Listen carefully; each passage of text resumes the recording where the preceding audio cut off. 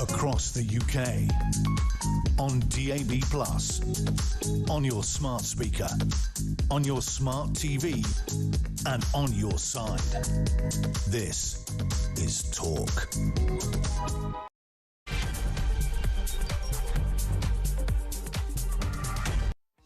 Hello, ladies and gentlemen, and welcome to the Asylum. I certainly feel like I'm living in one. The lunatics are running it. At least they're running the asylum centres, aren't they? Another day, another load of mad headlines, another load of stuff that we all have to despair over. I tell you what, I'm pretty much at my wit's end, and I don't say that lightly. And so I do hope that you're going to be here with me for the next 3 hours for a little bit of communal catharsis, because that's what it all is about, isn't it? Sharing is caring and getting it off our chests and realising we're not alone. We have each other. And as long as we've got each other, we still have a country to fight for.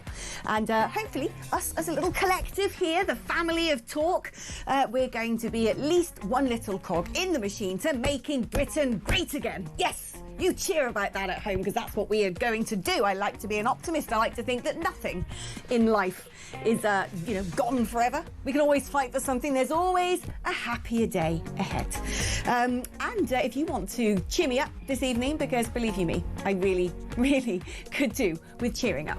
The number is 03444991000. It'd be wonderful to speak with some of you and hear your lovely little voices, your beautiful accents from around our fair isles. I really do. I'm talking about you. That's right, you haven't phoned before. You listen all the time, you watch all the time, but you've never actually picked up the phone.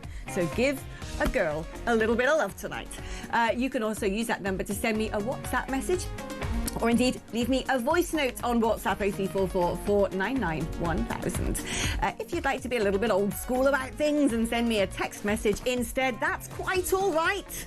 You don't know what WhatsApp is yet? OK, don't worry. You can still smuzz.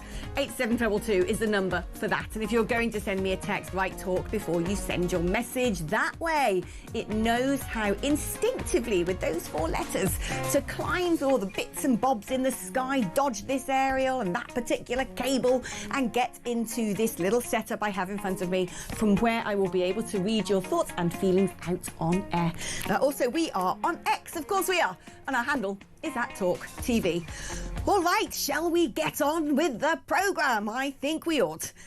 Roll out the therapist couch, lie yourself down. Here's the metaphorical palm frond. Here's a grape, plop that in your mouth. Off we go.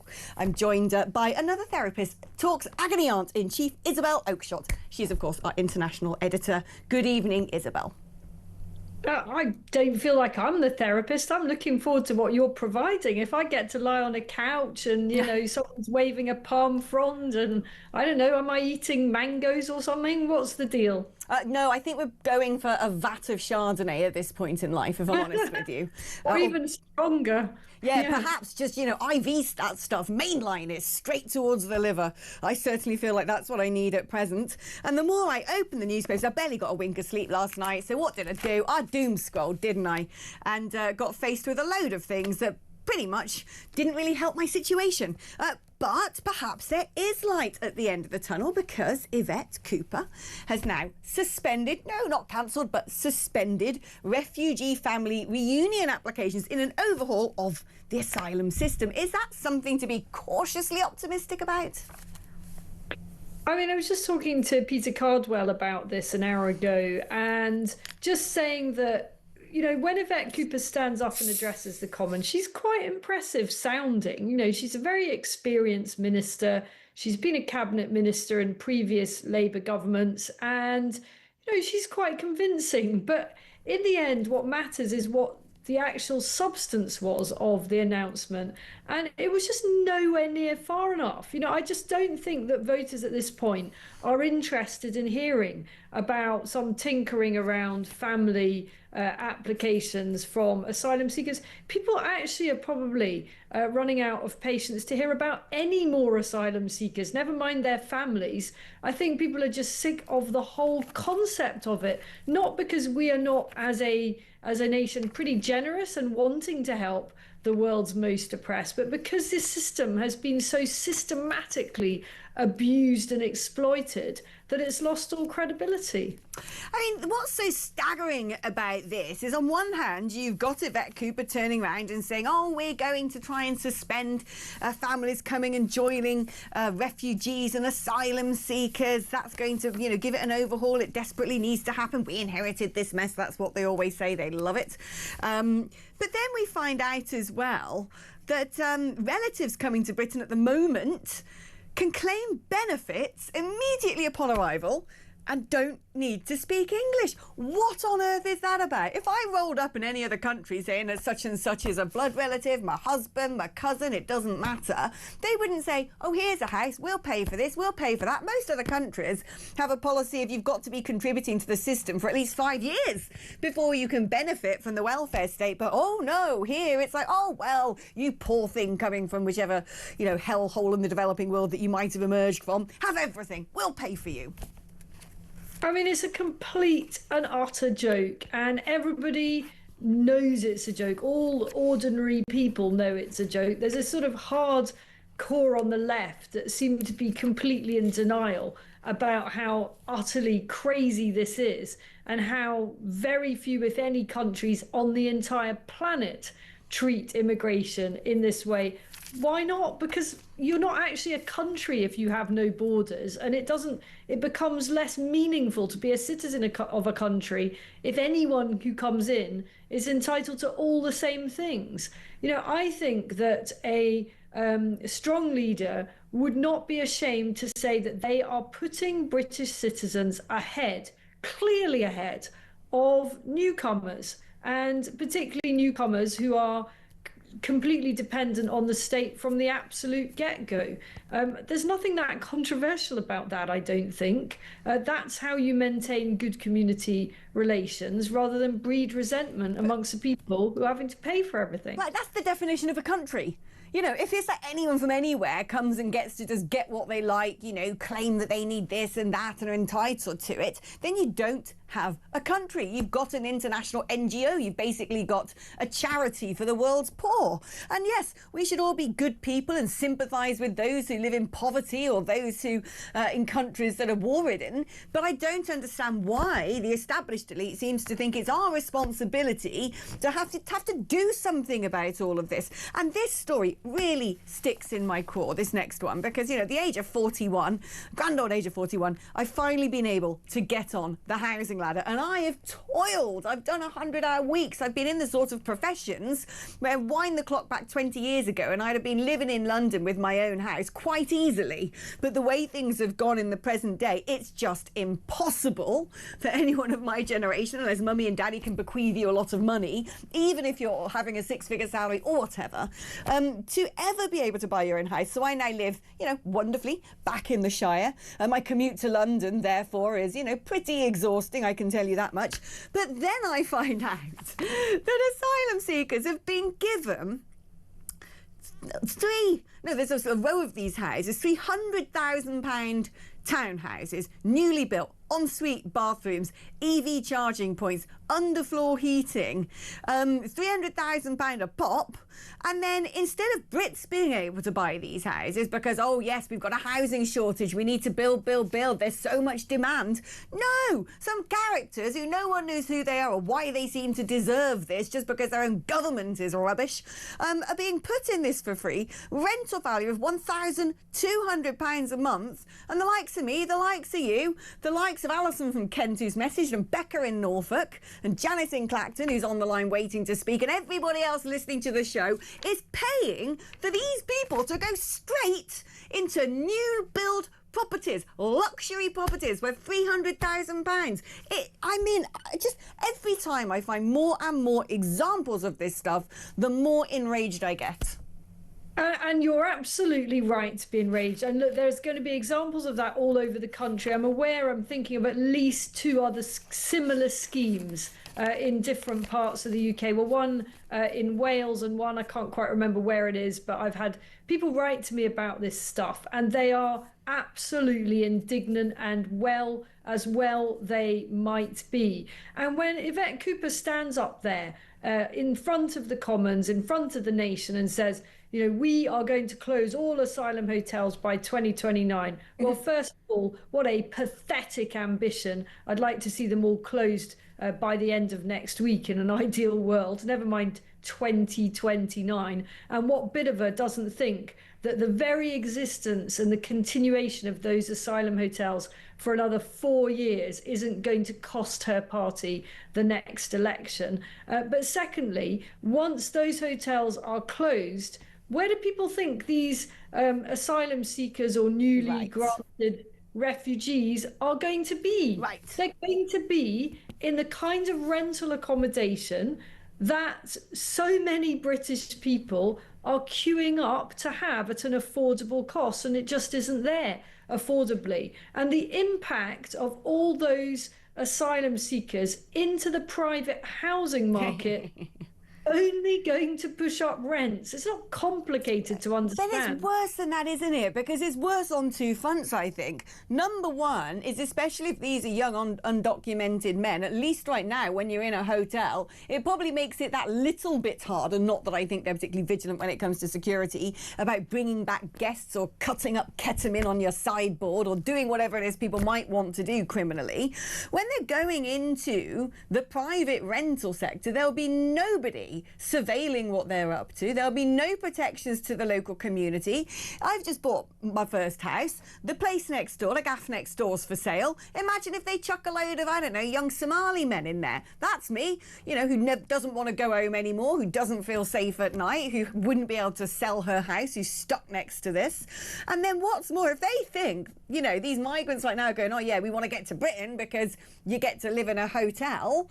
Imagine what they're going to think when, if you go to Britain, you get given your own house, for crying out loud. It's like winning the blimmin' lottery. If you're from some sort of bivouac in Senegal, you know, where you don't have running water and you've got a communal long drop for a toilet, and you know if you just get on a boat across the channel, you're given a £300,000 house with electricity, television, Wi-Fi, underfloor heating, pocket money. I mean, for blimmin' hell, I would do that.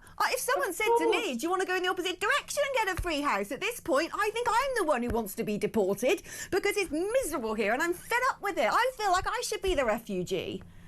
I completely get what you're saying. I mean, it's an absolute no-brainer. If you live in Eritrea or Sudan or Chad or any of these other absolute hellholes, and you hear what's on offer at Britain, you'd be mad not to take it, wouldn't you?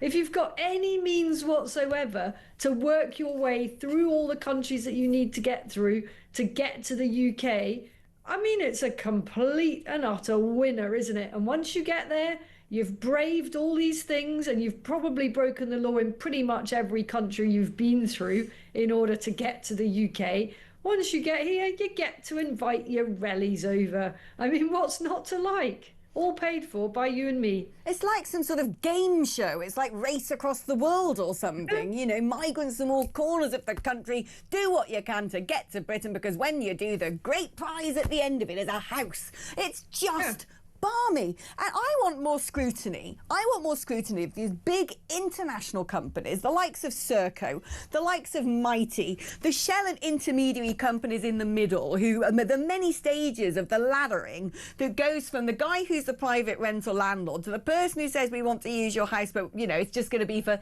some sheltered accommodation. Oh, we're going to pay all your rent every month. Don't worry about improvements. We'll do all the maintenance. All of this will pay you higher than market value.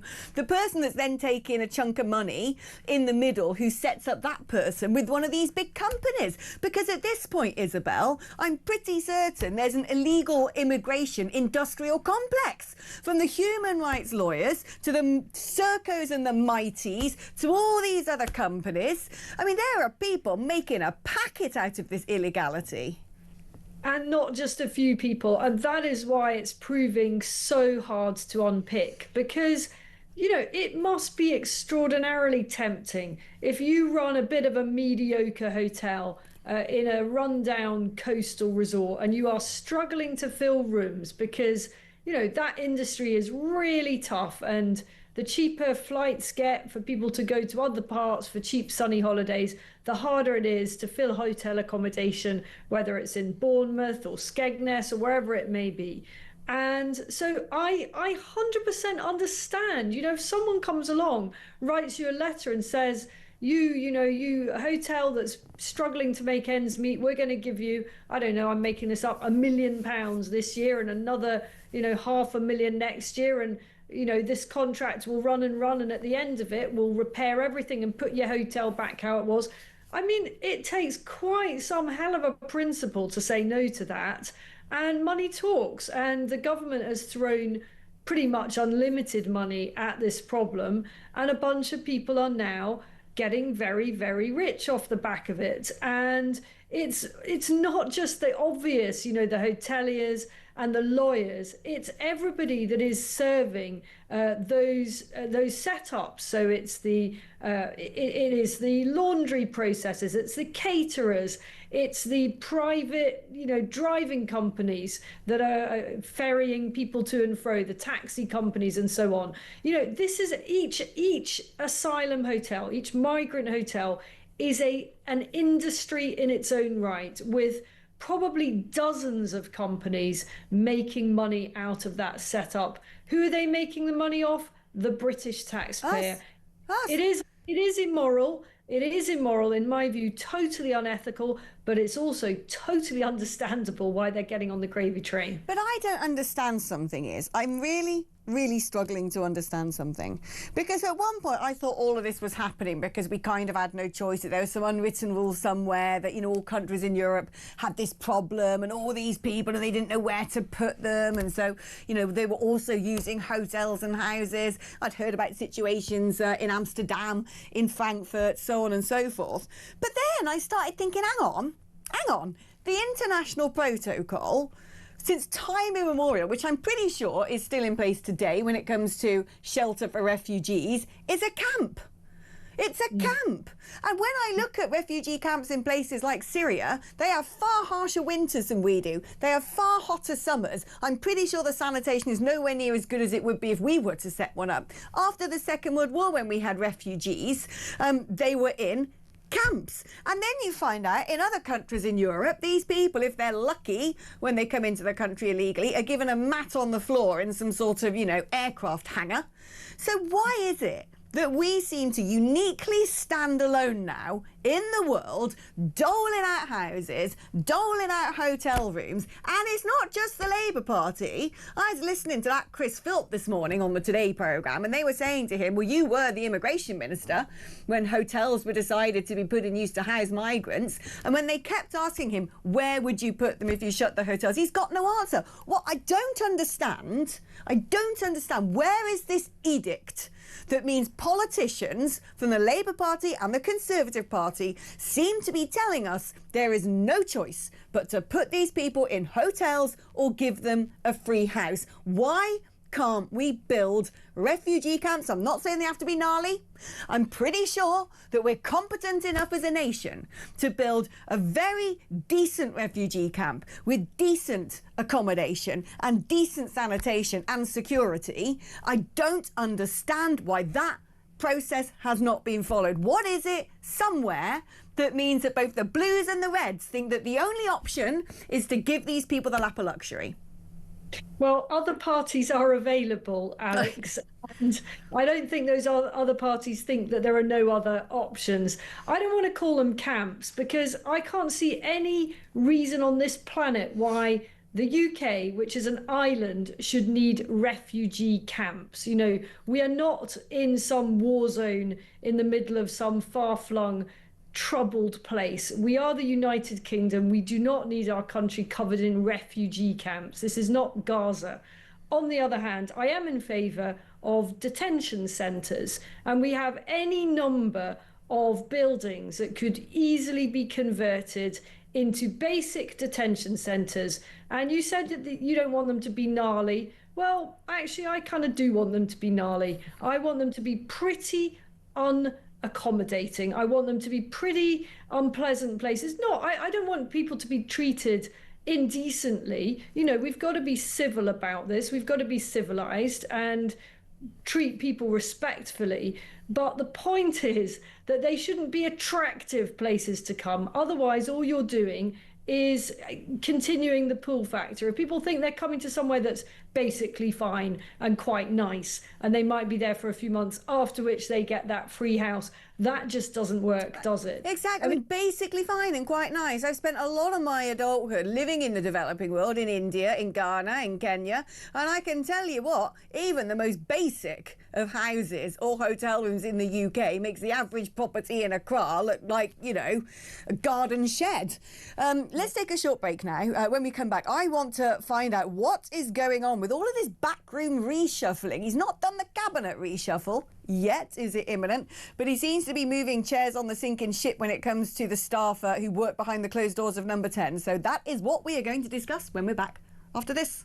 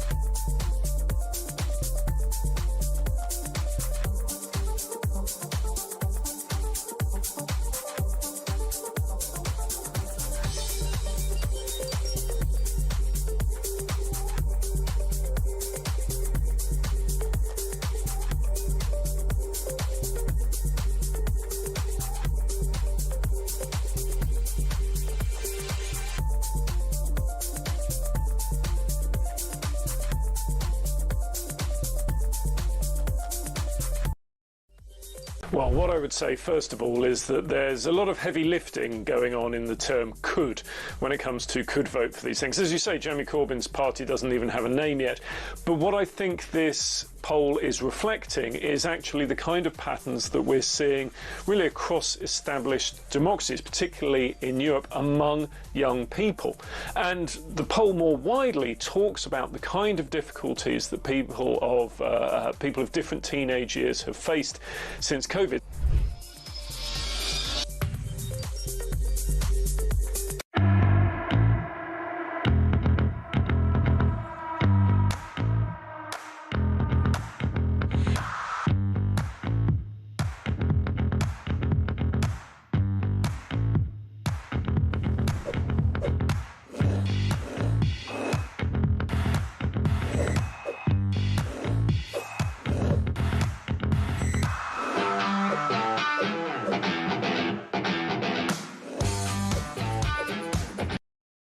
Across the UK, on DAB+, on your smart speaker, on your smart TV, and on your side. This is Talk.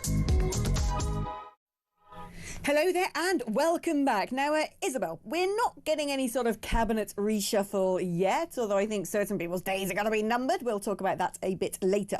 But what we have learned is that the Backroom team is being rearranged. Half of these characters I've never heard of. No one's ever heard of them, which is almost half the problem, because these are people who wield a significant amount of power and often without much accountability whatsoever.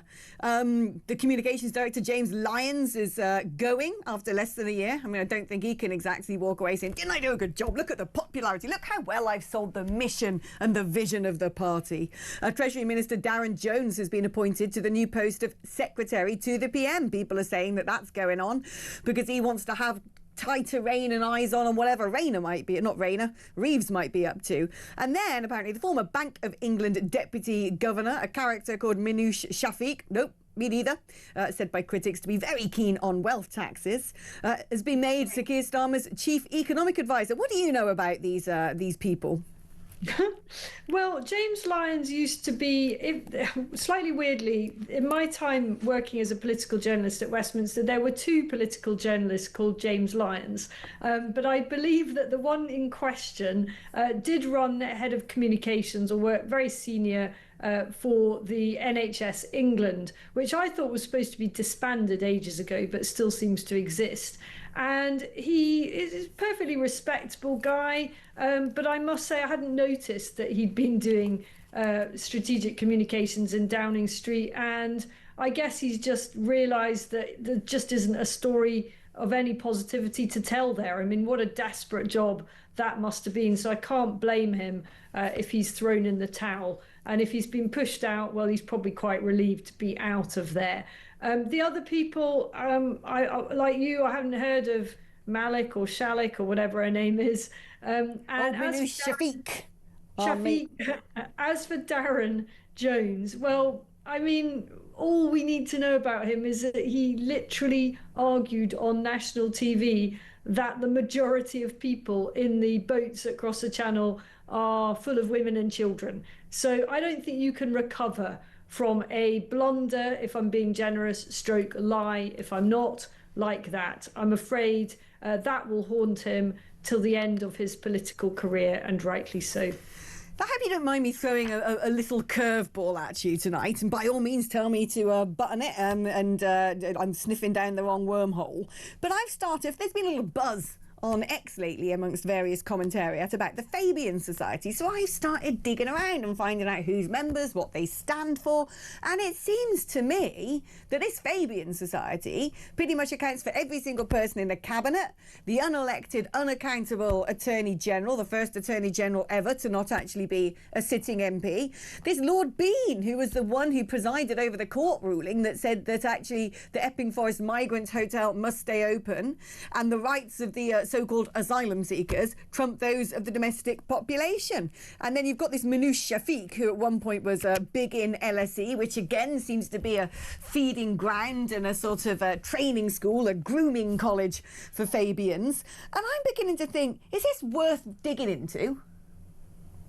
Well, I don't know much about the Fabian Society, except that it's some sort of lefty intellectual kind of group. Why would I want to know more about it than really? As far as I'm concerned, that's enough to rule it out of being anything that I want to have anything to do with.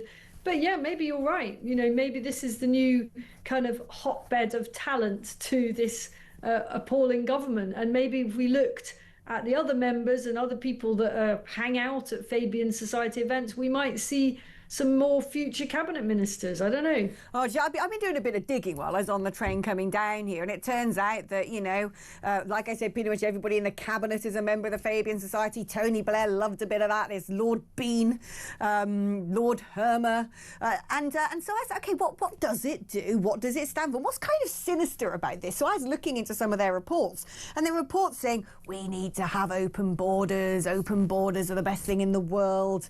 We need to distribute. It's quite radical left stuff. It's not just a little bit of, oh, we're a little bit cuddly and wouldn't it be nice for the NHS? No. Some of it is pretty hard line. And Tony Blair was all up in that. Gordon Brown was all up in that. And I think there is something in it. And what's quite harrowing, right, is their emblem is a wolf in sheep's clothing, because they say want radical left-wing overhaul gradually, inevitably, by the dismantling and reshaping of institutions and not by revolution. They say that out loud, and they actually have the symbol, creepy symbol of a wolf in a sheep's clothing. I'm like, this is sinister. Now you've got me interested. There you are, girl. You should have started off about the secret society whose symbol is the wolf in sheep's clothing, and then I think we'd have all known where you were going with this. That is fascinating, actually, and I'm going to actually have to do some of my own digging, methinks, now you've told me that. Oh, good. Yeah, I'm digging around at the moment to write a Substack on it. I'm sniffing about. There's lots of people actually at the moment active on X doing bits and bobs on this, and I'm like, bring it on. I want all of the evidence. I want to grab it all together because there's something here. Every single Labour leader and Labour Prime Minister has been in this society. Tony Blair's, the creation of the Supreme Court, all of this stuff is all connected to their ideas, and it goes back to sort of the 1800s, 1880 or something. This Fabian Society espousing global socialism, and they're all in it. They all want it, and they all want to do it brick by brick, cog by cog, you know, and do it in a way that we don't notice. And they say this stuff out loud. They actually say that that's their intention. It seems to me this cabal is everybody. And there's this other weird connection to some chambers, the matrix chambers. I thought it was the Doughty chambers that Sir Keir Starmer got all his mates, his leftist Marxist lawyer mates to, you know, come and run the country instead. But there's this matrix chambers as well, which is all interspersed with Fabian. There's something there. It's like a Dan Brown novel. I think the matrix chambers, I think that was Sherry Blair's chambers. Exactly. Exactly. But there's nothing that secretive about that. You know, also Fabian Society isn't secretive either. It's just that it sounds so boring, particularly because it's called Fabian, which is a terrible name. It sounds so boring, no one's paid any attention to it for a long time. But I wouldn't have said it's secretive, and I don't think Matrix is either. It is just a sort of, you know, a nucleus of the kind of lefty human rights lawyers that are playing their part in destroying our great country. And if they are trying to create open borders by stealth, they're not doing a very good job of it. Well, no, but this is the thing. I don't think it's not stealthy. It's all in plain sight. That's the problem. It's audacious. Yeah. Oh, blimey. Anyway, right, let's take a little break. And, yeah, you and I should collaborate on this one and sort of get to the bottom of this thing. Because I tell you, there's something there. It's funny. The hairs are standing up on the back of my neck. And when we come back, are the hairs standing up on the back of Angela Rayner's neck? Because it seems to me the net is closing in around her dodgy 3 properties, the tax dodge, the stamp duty, registered to vote everywhere and anywhere. I wonder if that woman's days are numbered. And what of this weird court injunction? Let's talk about that after this break.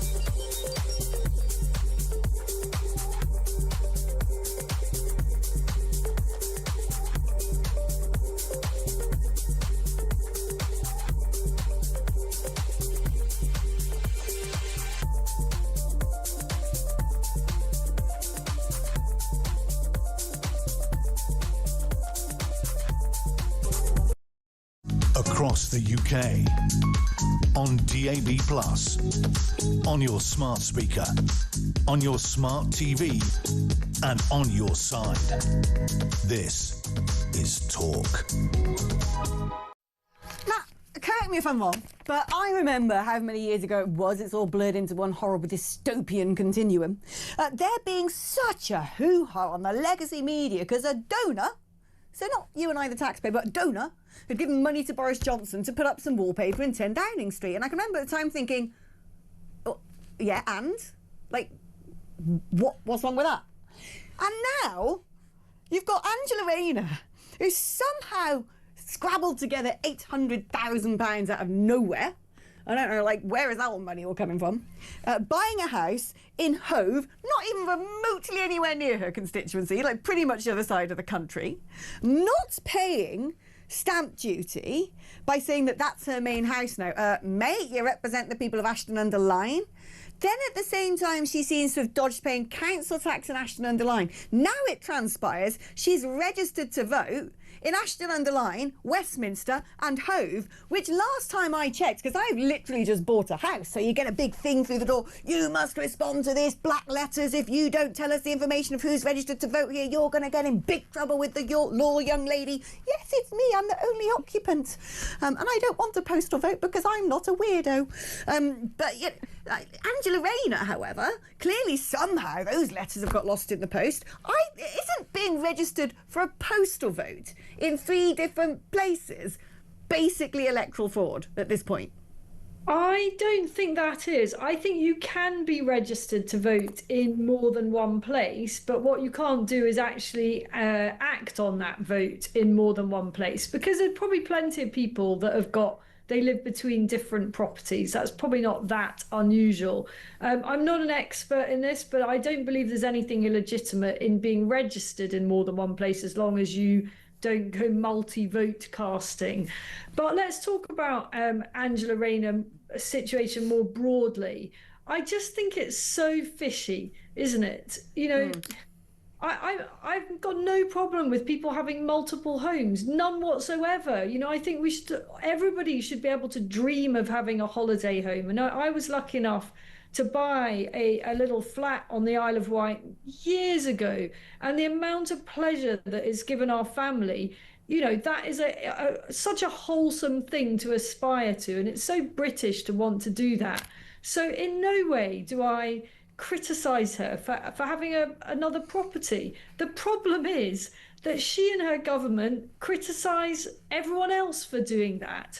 They have actually waged war on second homers. I must say that the Tories weren't much better towards the end of their regime, and they were the ones that first started this idea about doubling council tax on second homers, as if having a second home was some kind of something to be ashamed of, something that you should have to pay a penalty for. So the problem here isn't aspiration, isn't that people are snobby and don't think that Angela Rayner should be allowed to have multiple properties. She can have as many as she likes, as far as I'm concerned, but she can't at the same time represent a government that actively wages war on that type of aspect. She is the housing minister. It's not just the government, that's her portfolio. It beggars belief. I mean, this, in my book, should be the countdown to, are you going to resign? When are you going to resign? I mean, this is madness. It's madness. Look, I'm with you in terms of if people work hard and want to get themselves a second home, fine, but she's the one trying to prevent people doing this. She's the one who wants to tax people to billio. She's the one using some sort of wealth management company to sort of get around rules and evade or avoid taxes.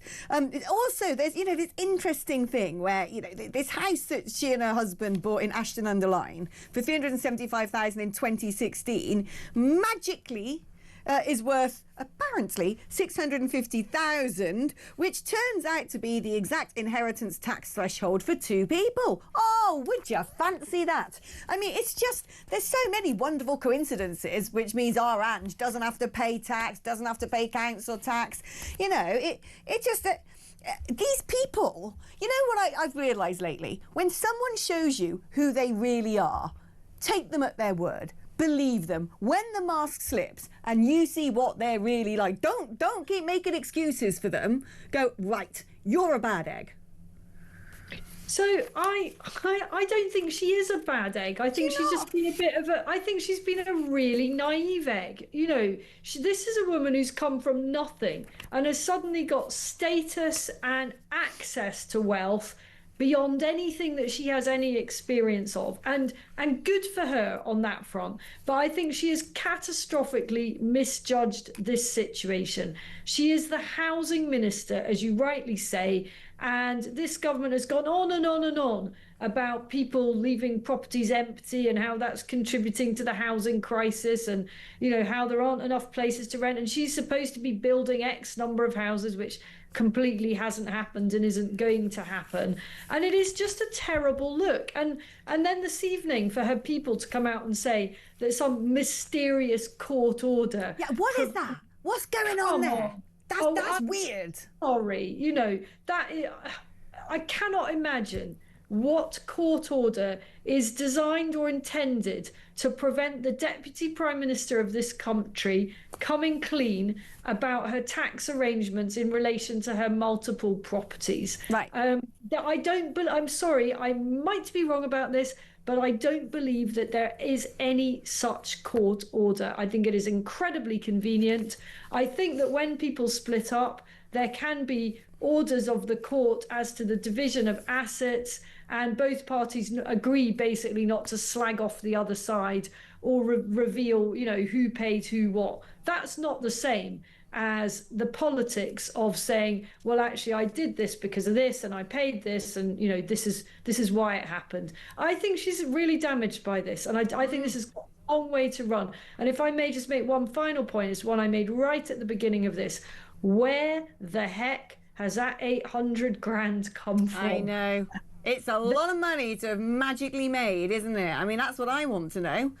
It's not saved it up. I'll tell you that. You cannot save anything like a fraction of what would be required for the deposit on that. You're not going to save that on a ministerial salary. So I'd like to know how that all stacks up. And I suspect there is some kind of private loan or some kind of special arrangement. And by the way, it's really hard to get mortgages for second homes, particularly, and quite rightly so in her case, if you are a so-called politically exposed person, and you can't get more pep than Angela Rayner. Oh, I agree with you on all of that. I mean, it's also, if you want to turn this into a full-blown parody or farce, she's the housing secretary, basically dodging council tax herself, not paying stamp duty. She's also the minister in charge for electoral integrity, and could now potentially have 3 different votes in May's elections. I mean, it's just, you couldn't make this stuff up. It's absolutely breathtaking. And you know what? There's Greta Phillips saying, oh, she deserves privacy over her tax arrangement. That's her.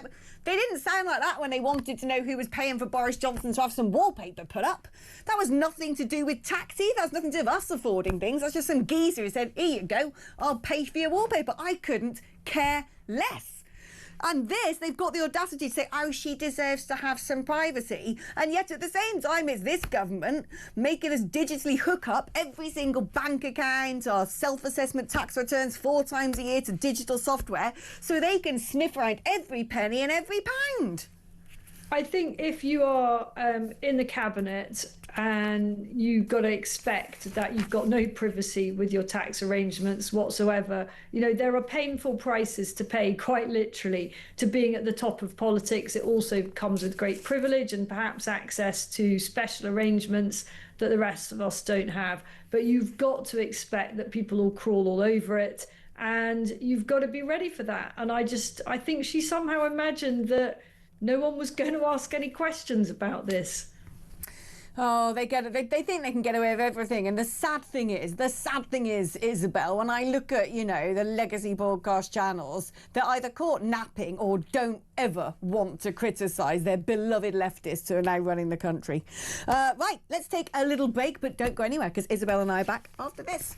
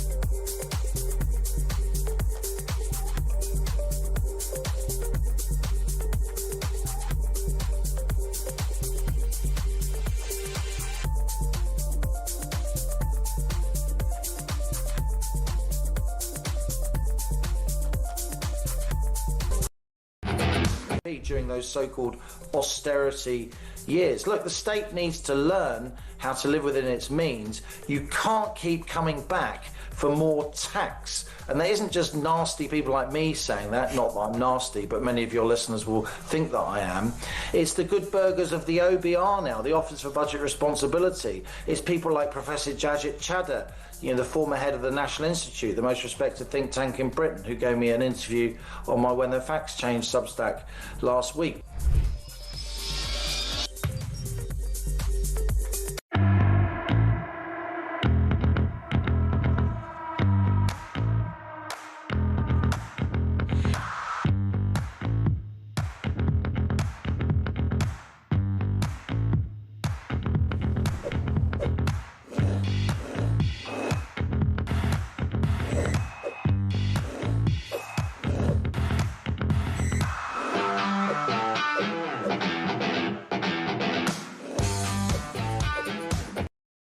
Across the UK, on DAB+, on your smart speaker, on your smart TV, and on your side.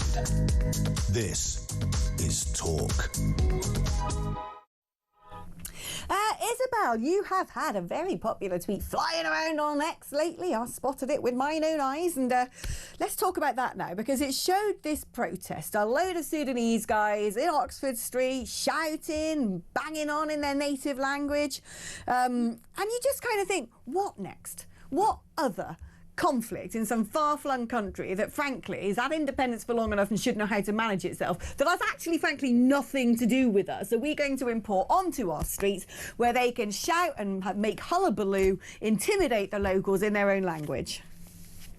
Well, this was some kind of protest on Saturday afternoon in Knightsbridge. So, one of London's premier shopping areas, just around the corner from Harrods, very exclusive part of the capital. And I'd love to be able to tell you what the protest was all about, but sadly, my Arabic isn't quite good enough yet.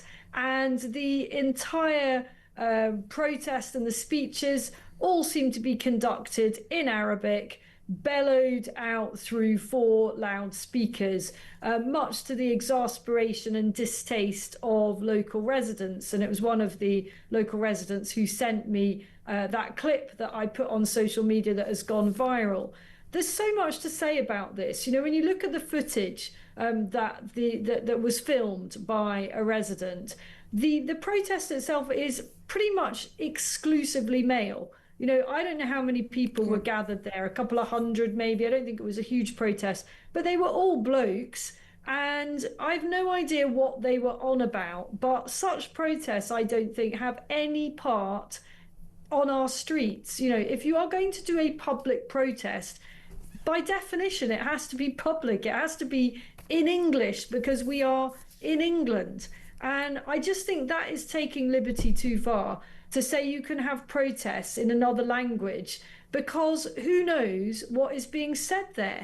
I don't know. The other mystery, some crazy hate preach, I don't know. This is the other mystery in all of this, because there's one particular sort of firebrand trade unionist called Khalid Sid Ahmed, who's been banging on the usual, the colonial ambitions of the British government, funding this and not doing that, and it's all their fault. We don't want to colonise Sudan. Nobody wants to colonise Sudan.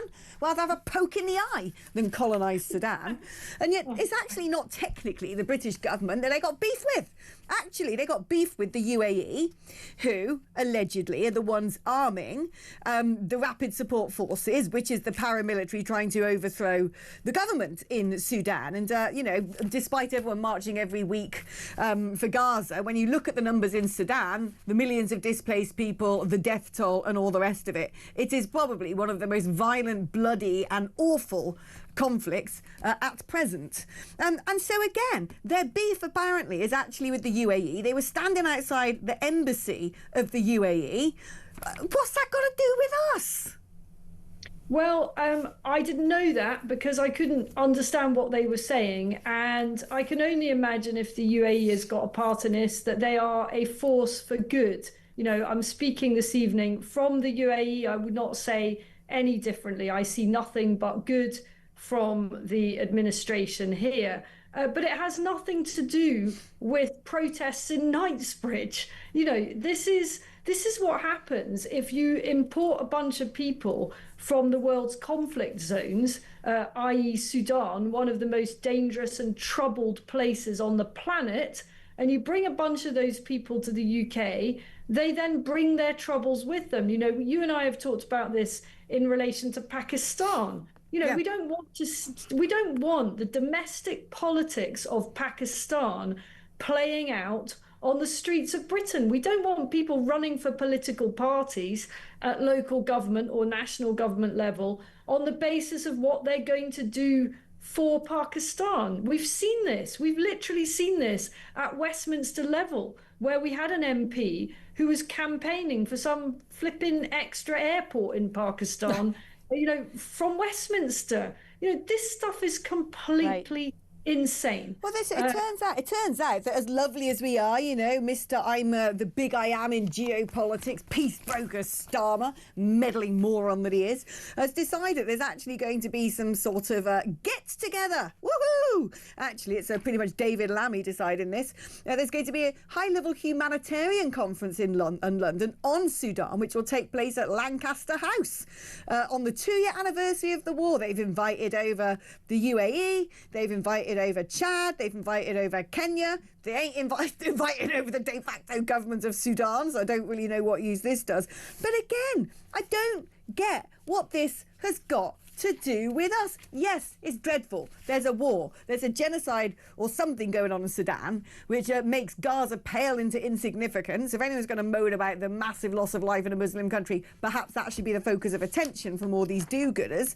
But it's just this idea that Britain needs to sort of play peace broker and say, you know, I kind of understand when some countries like Qatar or whatever suddenly decide they want to be an interlocutor or get involved with certain conflicts or certain terrains because actually there's something to get out of it. There might be rare earth minerals, there might be a logistical route, there might be a necessary national interest in making sure that there's peace. Sudan?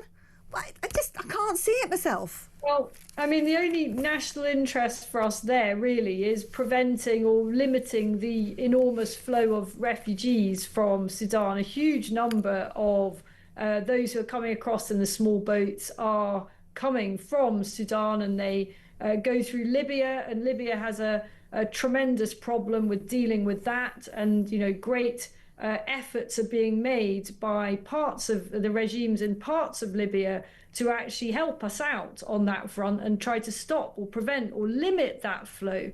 But it's really, really difficult. So that would be in our national interest if Sudan could sort its problems out.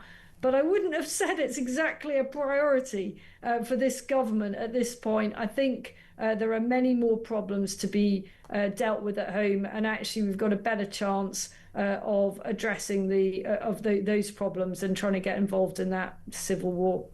Isabel, always wonderful to catch up with you. That's Talk's international editor, the glorious, the gorgeous, the ever-informed Isabel Oakeshott. Let's do some messages, shall we, before we go to break? Alison from Kent says, what's the point of a reshuffle of that useless lot? Same circus, different clowns. Hi, Alex. Gaza students coming to our universities and Gaza's children receiving healthcare over here, even though the waiting list for British is so long and operations are cancelled. Let's import more unvetted people into our country. Hotels are going to close. Where are they going? I mean, I agree with all of those things. It's just got to the stage you just think, I don't understand why Britain seems to be by themselves on this one. Dear Alex, you look lovely, but could you adjust the left side of your shirt collar? It's tucked in. Oh, thanks, says Virginia. There we go. Is that better? Didn't notice that. Yeah, untucked. I don't know anyone saying who believes a word this traitorous lying government says. We need to keep the faith, says Virginia. There you go. Collar sorted. Paul in Worcester says, I think you're a consummate presenter. Thanks. I think I'm a nut job. Today, Labour put out two main communications. First, Yvette Cooper spoke in Parliament with some tinkering measures that won't make a difference. The deterrent is paramount, but there was nothing about that. No real measures, just process after process. Starmer's video beyond a joke. He told us with a smug smile that summer is over and it's phase 2. Can't wait for that. How much more can you ruin the country? Same old leftist tripe, says Paul in Worcester.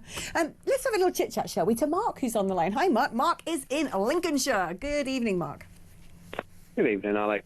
Hope you're well. Oh, well. Jolly good. It was just really briefly, just off the cuff, listen to Isabel there, when you guys were talking about Sudan, and Isabel, who I know lives in the UAE, you know, but she was saying, oh, well, I'm sure if the UAE is involved, it'll be nothing but good for the Sudan. And I'm thinking, yeah, hang on a minute. You know, this is the same UAE that has no freedom of expression, right? They have, obviously, censorship, surveillance. You don't even have a fair, free trial in the UAE. They perform mass trials regularly, you know, so, you know, groups and groups of people just all put on trial all together. Detentions, torture they practice, you know, things from labour abuses of migrant workers, all that kind of stuff. Obviously, the women's rights, religious freedoms over there aren't the same. Islam takes the absolute priority. Anything you want to do with your religion, which may well be allowed, you know, it has to conform within Islam's rules. Otherwise, you know, you can't practice it. I mean, one might say in defence of the UAE, and look, I can criticise and defend them. I can give it both sides. On one hand, they seem to be extremely cosy with Putin. That's where all the oligarchs go and have put squirreling away their money now in the Dubai banks. But on the other hand, they've been fairly sensible when it comes to dealing with things like the Muslim Brotherhood, and are being sensible when it comes to Islam in the region, and saying to Britain, you guys are mad. You're letting all these terrorists and extremists in. We got rid of them from our country. We don't want the Wahhabists. We don't want the Muslim Brotherhood here. What are you doing? So there are elements in which the UAE seems to be a little bit common sense. But either way, the point is, this Sudan stuff, it's just got nothing to do with us. The Labour Party showboating around geopolitics, global socialism, let the world move here.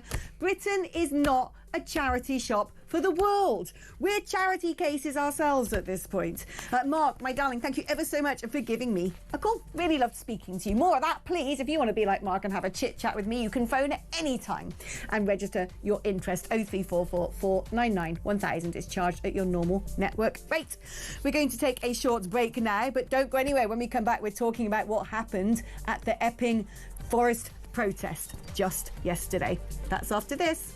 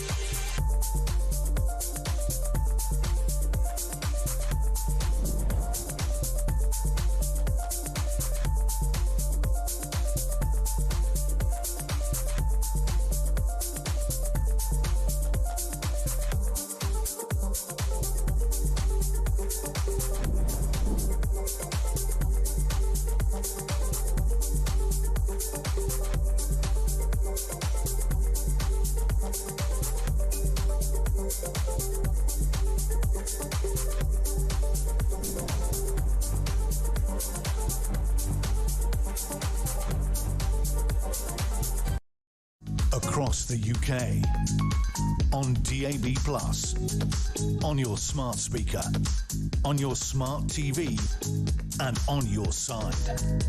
This is Talk.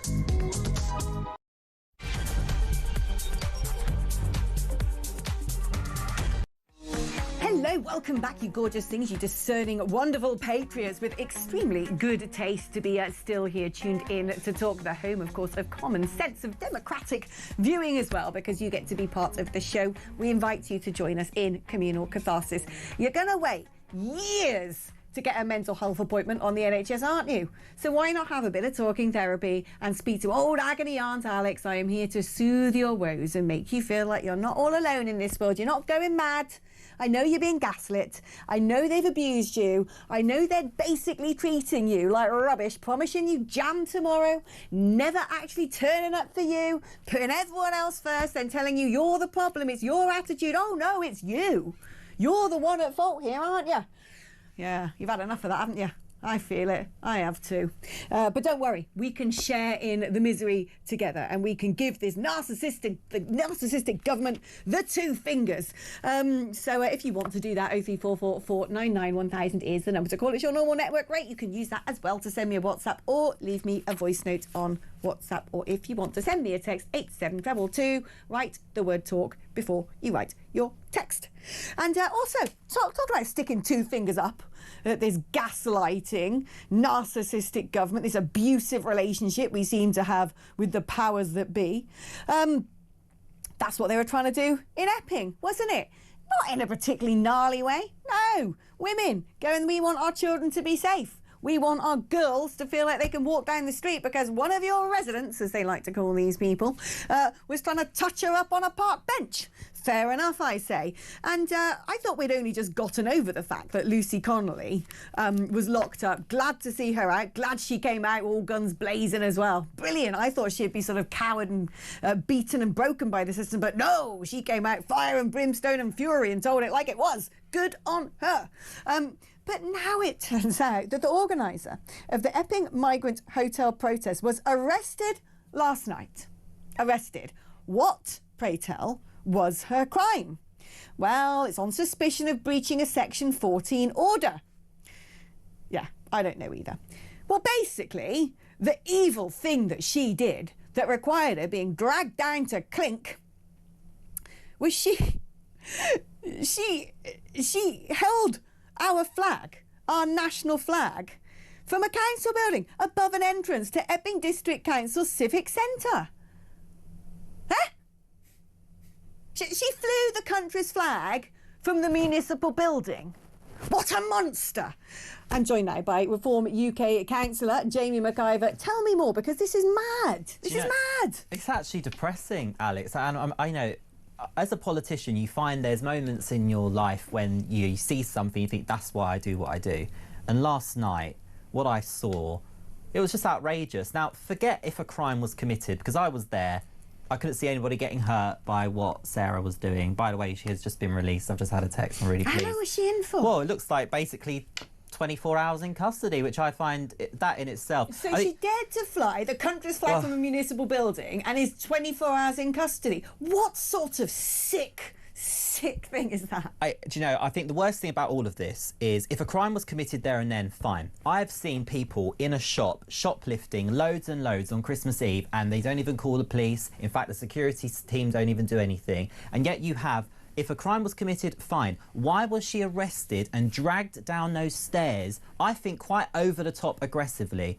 That's what I want to know. Forget the detail, the optics of what's just happened. This country, again, was global for all the wrong reasons yesterday. I've had so many messages from people in all different countries saying, were you there? What actually happened? This government, we know, hates the British people. We know that because they'd rather put the rights of migrants, the rights of illegal migrants before the residents of Epping, before the safety of women and girls in Epping. We know that. But what I don't understand is why the police, who are operationally independent from politicians, operationally independent, quote, why are they behaving like this? That's what I want to know. Because public faith is so important in the police. If we don't have faith in the police, we don't have anything. And the last email I sent today as a councillor was to the police. And do you know what I said? I said, please don't come to future protests. We need 2 police officers at the start in a car. We need 2 police officers at the end in a car. Please put all your riot vans and all your over-the-top aggressive officers somewhere else. in case you need backup, fine. But this is the thing, week after week, we see wannabe jihadis marching around streets of the United Kingdom, calling to globalise the intifada, i.e. wipe out Israel, waving flags with Arabic writing, no one knows what it says, shouting from the river to the sea, which basically means destroy Israel. Yeah. Oh, everyone turns a blind eye to that. Well, then you've got the trans protesters, don't you, who are actually, at one point, they tried to encourage everybody to throw wee about the place, throw urine around, and nothing happens with them. Oh, well, that's all right, innit?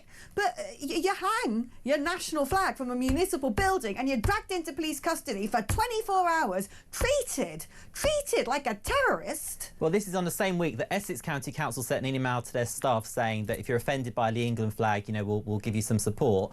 Well, before the protest yesterday, the police said, don't bring anything that could be offensive. Define offensive. Since when has a democracy been telling protesters what they can and can't put on their boards? And you rightly point out the fact. I was walking down Whitehall the other day, someone shouted from the river to the sea, and they were doing it so aggressively. I spoke to a police officer, and do you know what they said? It's allowed. So, and this is two-tier. We're seeing it in action. But the worst thing about it is, I feel the police are picking sides. And there's a common denominator. Whenever the Met Police are involved in Epping, it goes wrong. No wonder they're in special measures, and you can't help but think it's the Khan effect on Essex, I'm afraid, the Sadiq Khan effect, the man that cannot control anything, the man that has ruined this city, and you're seeing that spread now because Essex Police seems to be relying operationally on the Met Police. So I literally have said, and I would use this moment if I can, if there's anybody who works in Essex Police watching or listening to this, please do not come to future protests. Policing needs to be at a minimum. This is women and children with their husbands and their dads. And why are the husbands and the dads coming? Because I think they'd rather be watching the football or doing something else. They're coming because actually they don't have faith in the police to look after their women and children should something kick off. We saw the far left agitators be escorted to the last protest. And I can't help but think somewhere in the system, someone's earning a bit of money out of these protests, and they get a bit more money the more trouble there might be. Paid for That's agitators my worry. Without, let's be candid. I've got to ask you something. Are there people turning up on the side of, the protesters against the migrant hotel who are in it to cause trouble? I'm not, are there people who are going there, to basically try and provoke a riot? I'll be honest, I personally haven't come across anybody campaigning against the hotel to be there that is deliberately causing trouble. I've personally not come across, but there's hundreds of people, I can't possibly meet them all. But absolutely, people from the left turn up for a row. We've seen that. We saw that on the worst occasions when they were escorted in. That we saw that, and escorted in by the police. So I just think it's just absolutely abhorrent. They arrived at Epping Station, pre-arranged, van pulled up, all the banners. And you know something people don't talk about? The mess that the left left. And I'm not just talking about the mess in the public domain and the awful scenes that we saw, but actually the physical litter all over Epping Forest, which is a conservation area. Our protests are met with volunteers that go around litter picking afterwards to make sure there is absolutely no mess at all. These agitators, they are awful people. And do you know what I want to know, Alex? What is their argument? What is their argument? That hotel, the Bell Hotel, is next to a school. There's been alleged serious crime committed against one of the school children. Yeah. And what is your argument? What do you make of the fact? Because at one point, Epping Forest was really the vanguard of all of this. It became the nexus of the entire debate over these migrant hotels. The protests, which by and large seemed very peaceful, good, well-meaning citizens, largely women, actually had an impact. And you found there was the court ruling saying, right, OK, we're going to have to shut it down. But then, of course, Lord Bean, with the help of Yvette Cooper, pushed against that court case and has now set a blueprint basically saying, sorry, actually, the rights of those people inside the hotel trump yours. I mean, that must depress people in that protest so much. You must feel desperate. Well, it's infuriating, but the situation in Epping is desperate. But you know what? It's spread across the country, and I'm very proud of Epping, actually. The Peasants' Revolt, I think it kicked off in Brentwood, just next door to Epping, and I think we're actually seeing a modern-day revolt from people, because, the people that are going to these Epping protests, the locals, they're professional people. I mean, to live in Epping, I'm not being funny, you have to be doing something right in life. Often those tubes are packed on a morning with people going into the city to work, and these same people, these professional people locally, are saying to me, I've never been on a protest before in my life, but they're coming week in, week out to peacefully protest against this hotel. But how dare the government go against their own people? Who the hell do they think they are? I think politicians in Parliament, with the exception of probably I can count on one hand, have forgotten who they work for, who they're there for. I think members of Parliament in the Labour Party should be calling the government out for this. Their job is to scrutinise Parliament. Let's not forget that. They have a job, have a constitutional role that we, the taxpayer, are paying them to do, which is to hold this government to account. This government is going against its own people and quoting foreign conventions in the process. And, you know, Sir Winston Churchill was the Member of Parliament for Epping Forest. Was he? He was. And I tell you something, he did not established the European Convention of Human Rights with the vision of it being used against his own constituents. Can you imagine? He would go mad. He would go mad. And all those men that sacrificed so much for this country, they laid their lives for this country. I mean, people seem to forget this. For peaceful democracy, for the national ability self-determination, to have pride in one's country. They died so we would have the beautiful green and pleasant land that we've got, where we are able to practice our Christian faith without any fear. And what we are seeing now, I believe, is this country is under attack, and the attack is actually coming from within. Yes. It's our own. There are English people that have been coerced and indoctrinated, and I simply have to look, I'm afraid to say this, at some of the professional people in the police force who are making operational decisions that I think are agitating women and children trying to stand up for their safety. Look yourself in the mirror when you get home from work. Did you do a good job today? Because the answer is no. And so I urge people to not be put off by what they saw last night. We must peacefully protest. Now, obviously, people shouldn't get themselves arrested. And the conditions, by the way, were so confusing yesterday. So many people were confused about it. I actually made a point of sharing them on social media in advance to try and warn people, guys, there's actually restrictions on our freedom of movement, let alone our freedom of speech. We were told what we can and can't have on a placard. This is the thing, all the rights of these people illegally breaking into the country are diminishing our own rights. Totally. Shall we have a little listen to, the wonderful Home Secretary, Ms Yvette Cooper, on what she thinks about asylum hotels? We need to close all asylum hotels, and we need to do so for good. But that must be done in a controlled and orderly manner, and not through a return to the previous government's chaos that led to the opening of hotels in the first place. Substantial reforms are needed now. In our first year in government, we've taken immediate action, laying the foundations for more fundamental reform. We have restored asylum decision-making and then rapidly increased the rate of decisions. The overall system remains sclerotic, outdated and unfair. So as we committed in the Immigration White Paper, we will shortly set out more radical reforms to modernise the asylum system and to boost our border security, tackling the pull factors, strengthening enforcement, making sure people are treated fairly, reforming the way that the ECHR is interpreted here at home, speeding up the system, cutting numbers and ending the use of hotels. The problem is, though, they make a good case about, we've got to shut down all the hotels and everything. We've got to shut down the hotels. Not that we believe them. We've been gaslit by those people far too many times. But the problem here, Jamie, of course, is all going to get a free house instead, which I think is worse. Well, I think sticking these people in these HMOs, down a residential street where there's no one seeing who they're bringing home, what they're doing in their bedrooms and their kitchens. I think that's even more terrifying, and I think that's even more of a pull factor.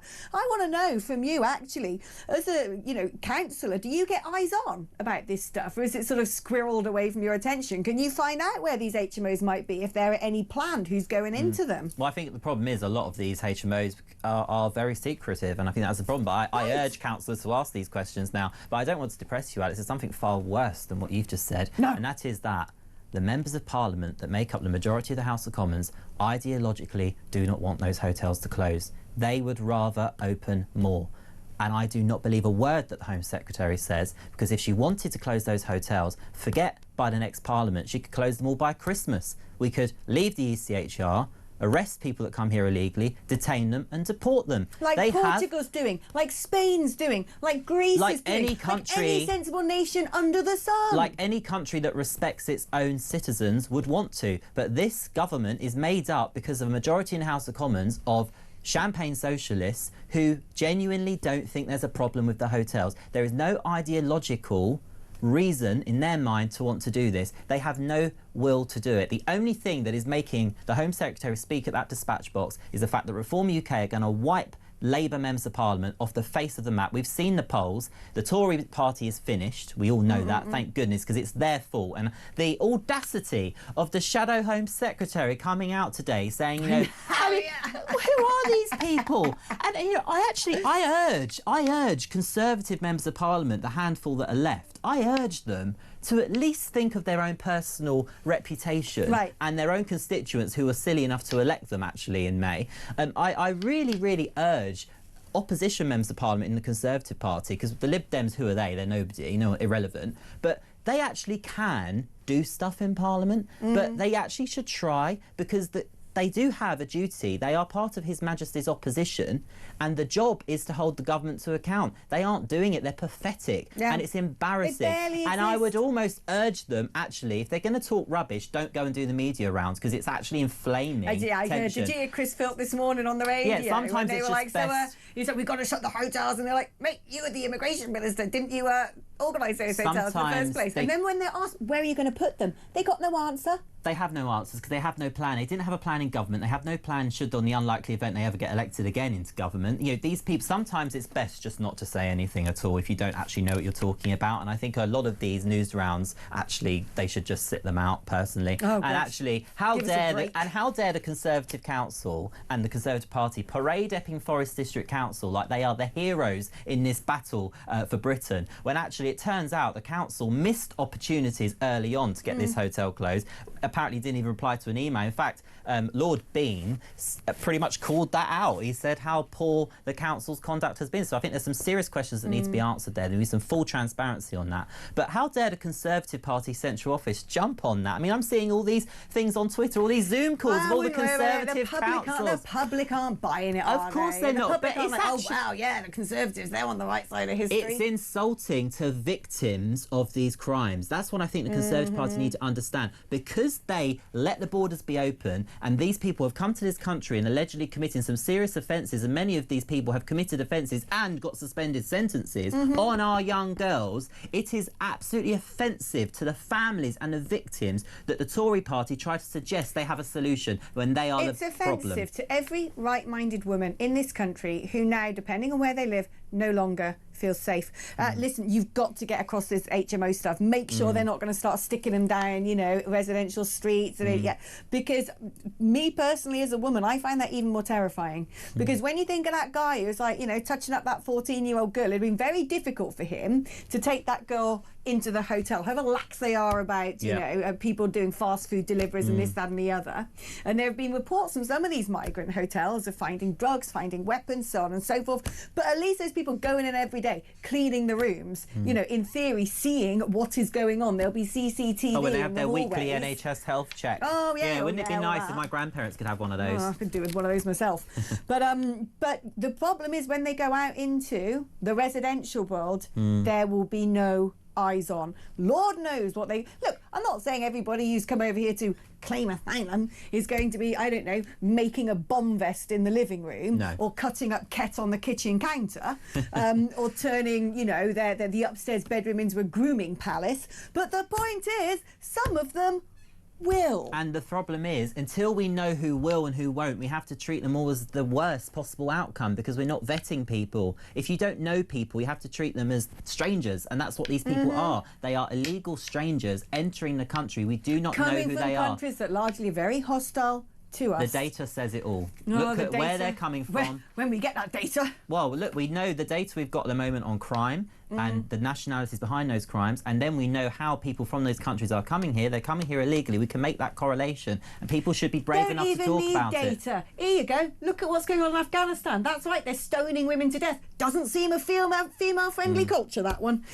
Jamie, thank you ever so much. Always great to have someone in the studio, in person. Thank you ever so much for making the migratory route yourself into Talk Towers this evening. That's Jamie McIver, Reform UK councillor. Right, we're going to take a little break now, but when I come back, Greta's at it again. That blimmin' flotilla. It didn't work out last time, but the little ghoul isn't deterred, is she? The global Sumud flotilla, made up of 20 vessels, was heading over to Gaza and was forced to turn back within hours of its departure. What do you know? We're going to be discussing that after the break.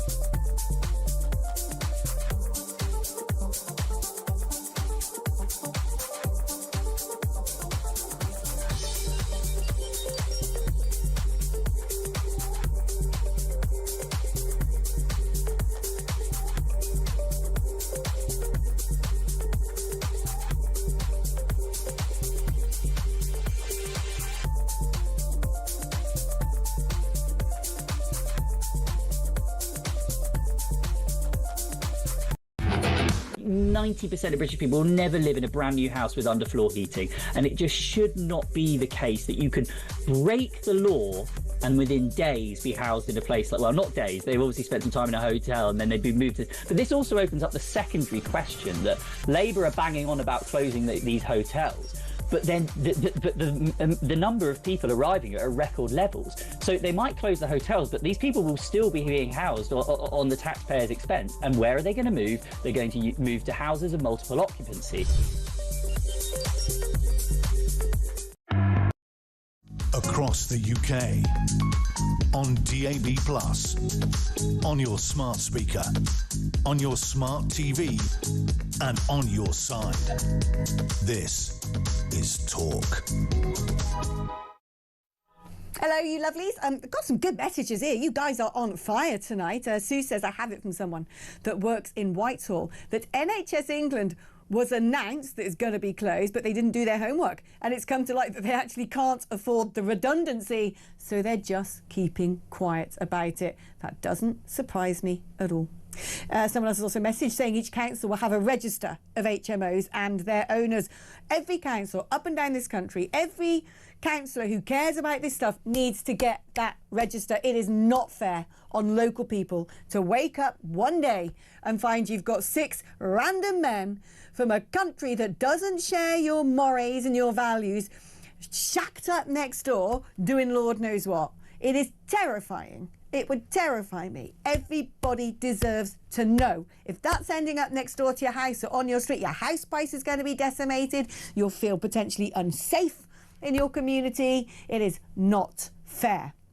Right, okay, keep those thoughts coming in, by the way, and I'll continue to pepper the programme with your texts and your WhatsApp. So 3444991,000 is the number for WhatsApp. You can also leave me a voice note. 87222 is the number for text. Let's talk now about good old Greta.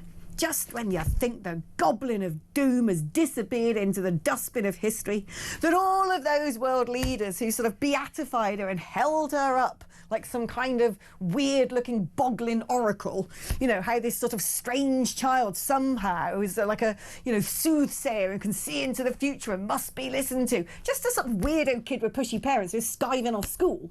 But now she's gone full Tonto, hasn't she? They always do on the left, you know, you pull a thread and it's like, before you know it, they're all in the kafirs, short fringes, trans this, Gaza that, all of it. She tried already to get a flotilla to Gaza, virtue signalling. Ironically, I remember the footage the first time, right? She's there like coming into Gaza in a little vest and hot pants. I'm like, mate, Hamas are going to love you, sunshine. And she's tried again today. The global Sumud flotilla, made up of around 20 vessels, is carrying tons of food, medicine and other humanitarian aid. It set sail from Barcelona. But it didn't really get there because it was forced to turn back within hours of its departure. Let's speak now to Jonathan Sakadotti and find out what happened. Jonathan, great to have you back on the show. Samara and I, my producer, and I were just discussing that you're one of our favourites. Last time I spoke to you, you were actually in a bomb shelter, so it's nice to see you're somewhere a little bit more comfortable today. So what happened with Greta? Why did her wonderful dream not actually get to properly set sail? Well, this whole Greta Thunberg thing is really ridiculous. I think she's clutching at straws. Ironically, it's the weather that apparently meant that the boats had to turn back. Perhaps they needed a bit more global warming and slightly more clement weather at the seas. But really, what's so ridiculous about this is it's just an attention-seeking exercise for people like her. More than 148 million meals have been distributed to date by the GHF, which has been taking care of bringing aid to the people of Gaza since around May. And more than 1.5 million meals were delivered just today across 3 distribution sites in Gaza. So all of this stuff about famine and starvation is really being massively trumped up. 70% of aid distribution in Gaza is now not done by the UN, the old style.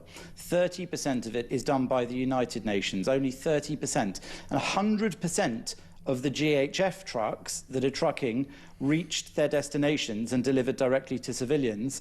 But according to the UN, only 12% of their trucks reached their destinations without being diverted. So it seems like what's offending the UN and others so much is that actually the GHF is doing a better job than the old corrupt Hamas and UN version of aid distribution. And that's why people like Greta Thunberg trying to interfere with this and trying to show that they somehow have this white saviour complex to go to Gaza and provide food. They think they know better than the organisations which are actually putting meals into the hands and stomachs of those people in Gaza. It's utterly ridiculous. It's just an exercise in attention-seeking. And if you ask me, it's jolly good that those ships got turned back, that those boats got turned back, because all they're doing is making life more difficult for people in Gaza, more difficult for the people on the boats, and more difficult for the people who are fighting against those jihadist Islamic terrorists within the Gaza Strip.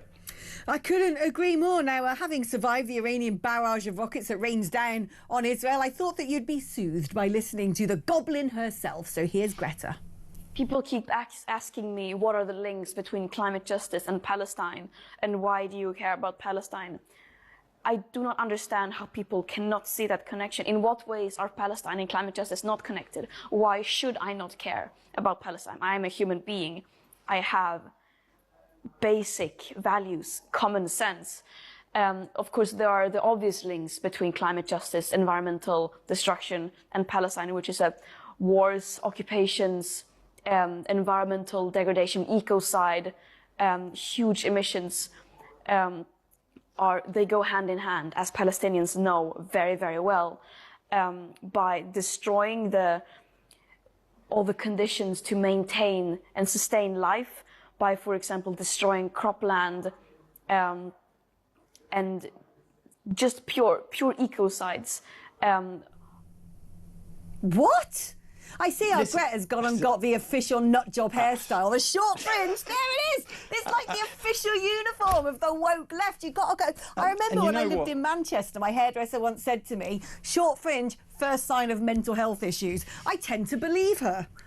Well, let me tell you as well, there's a few other interesting things to note about that. One is the necklace she's wearing. I don't know if you spotted it. It's the entire map of Israel that is hanging off that necklace to show her support for so-called Palestine. So she's not somebody that's after 2 states, it seems. She's after the entire Jewish state to show her solidarity for Palestine. And aside from that, what she said is also complete nonsense. The idea that there is ecocide going on as a result of Israel's actions. When Israel withdrew from the Gaza Strip, it actually left a thriving economy there that the Gazans could have taken over, producing vegetables and flowers for export. And in fact, the Gazans, before Hamas even took over in the Gaza Strip, completely trashed and destroyed the greenhouses, the high-tech greenhouses that were left by the Israelis. So that itself is ecocide, a word that I think she's completely just made up. Aside from that, it's also, before October the 7th, among the forms of terrorism used by people in Gaza was sending incendiary balloons over the fence defence into Israel, and then they would land in fields growing crops and set fire to them so that they could destroy the crops of Israeli farmers in the Gaza envelope around the Gaza Strip. And that's even doubly ridiculous, because the people that I have met personally in that region who had to flee after the attacks of October the 7th, having barricaded themselves in their houses while their neighbours and family and friends were being raped, kidnapped, tortured and killed, those people used to employ Palestinians from Gaza who crossed over daily or weekly into the area to get paid 5 times as much as they could in the Gaza Strip, giving them and their families a livelihood, to work with the Israelis in peaceful coexistence in the farms around the Gaza Strip. Of course, that will never be happening again. So all of this bunkum about ecocide, about how this is destroying crops and farming, it's nonsense. The Palestinians have done that in that region, and Greta Thunberg is just demonstrating her unique position of ignorance when it comes to any detail about what's actually going on in Israel, in the Gaza Strip, or indeed in any form of geopolitics. This is a girl who is simply just desperate for attention.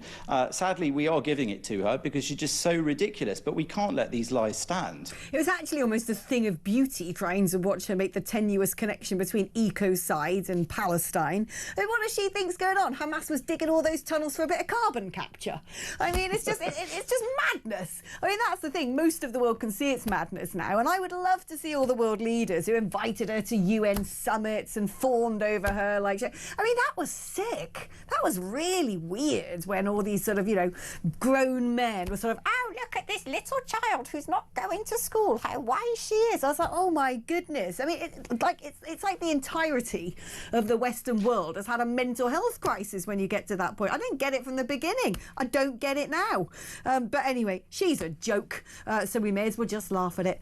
Jonathan, it's always wonderful catching up with you. Keep safe, and no doubt we'll be talking to each other again very soon. As for you, I'm going to be talking to you as well. Please, that's right, pick up the blower and type in this number, 0344 499 1000, because I'd really love to have a chinwag with you. If you knew how difficult my week had been, you'd be getting that phone going, oh, we got to give Alex a call. She's had a bit of a rough one. I have. So 0344 499 1000. Do a girl a favour. You can also WhatsApp me on that number. Leave me a voice note on that number if you'd rather. Send a text message 87222. Right talk before your text, and catch up with some of you after this.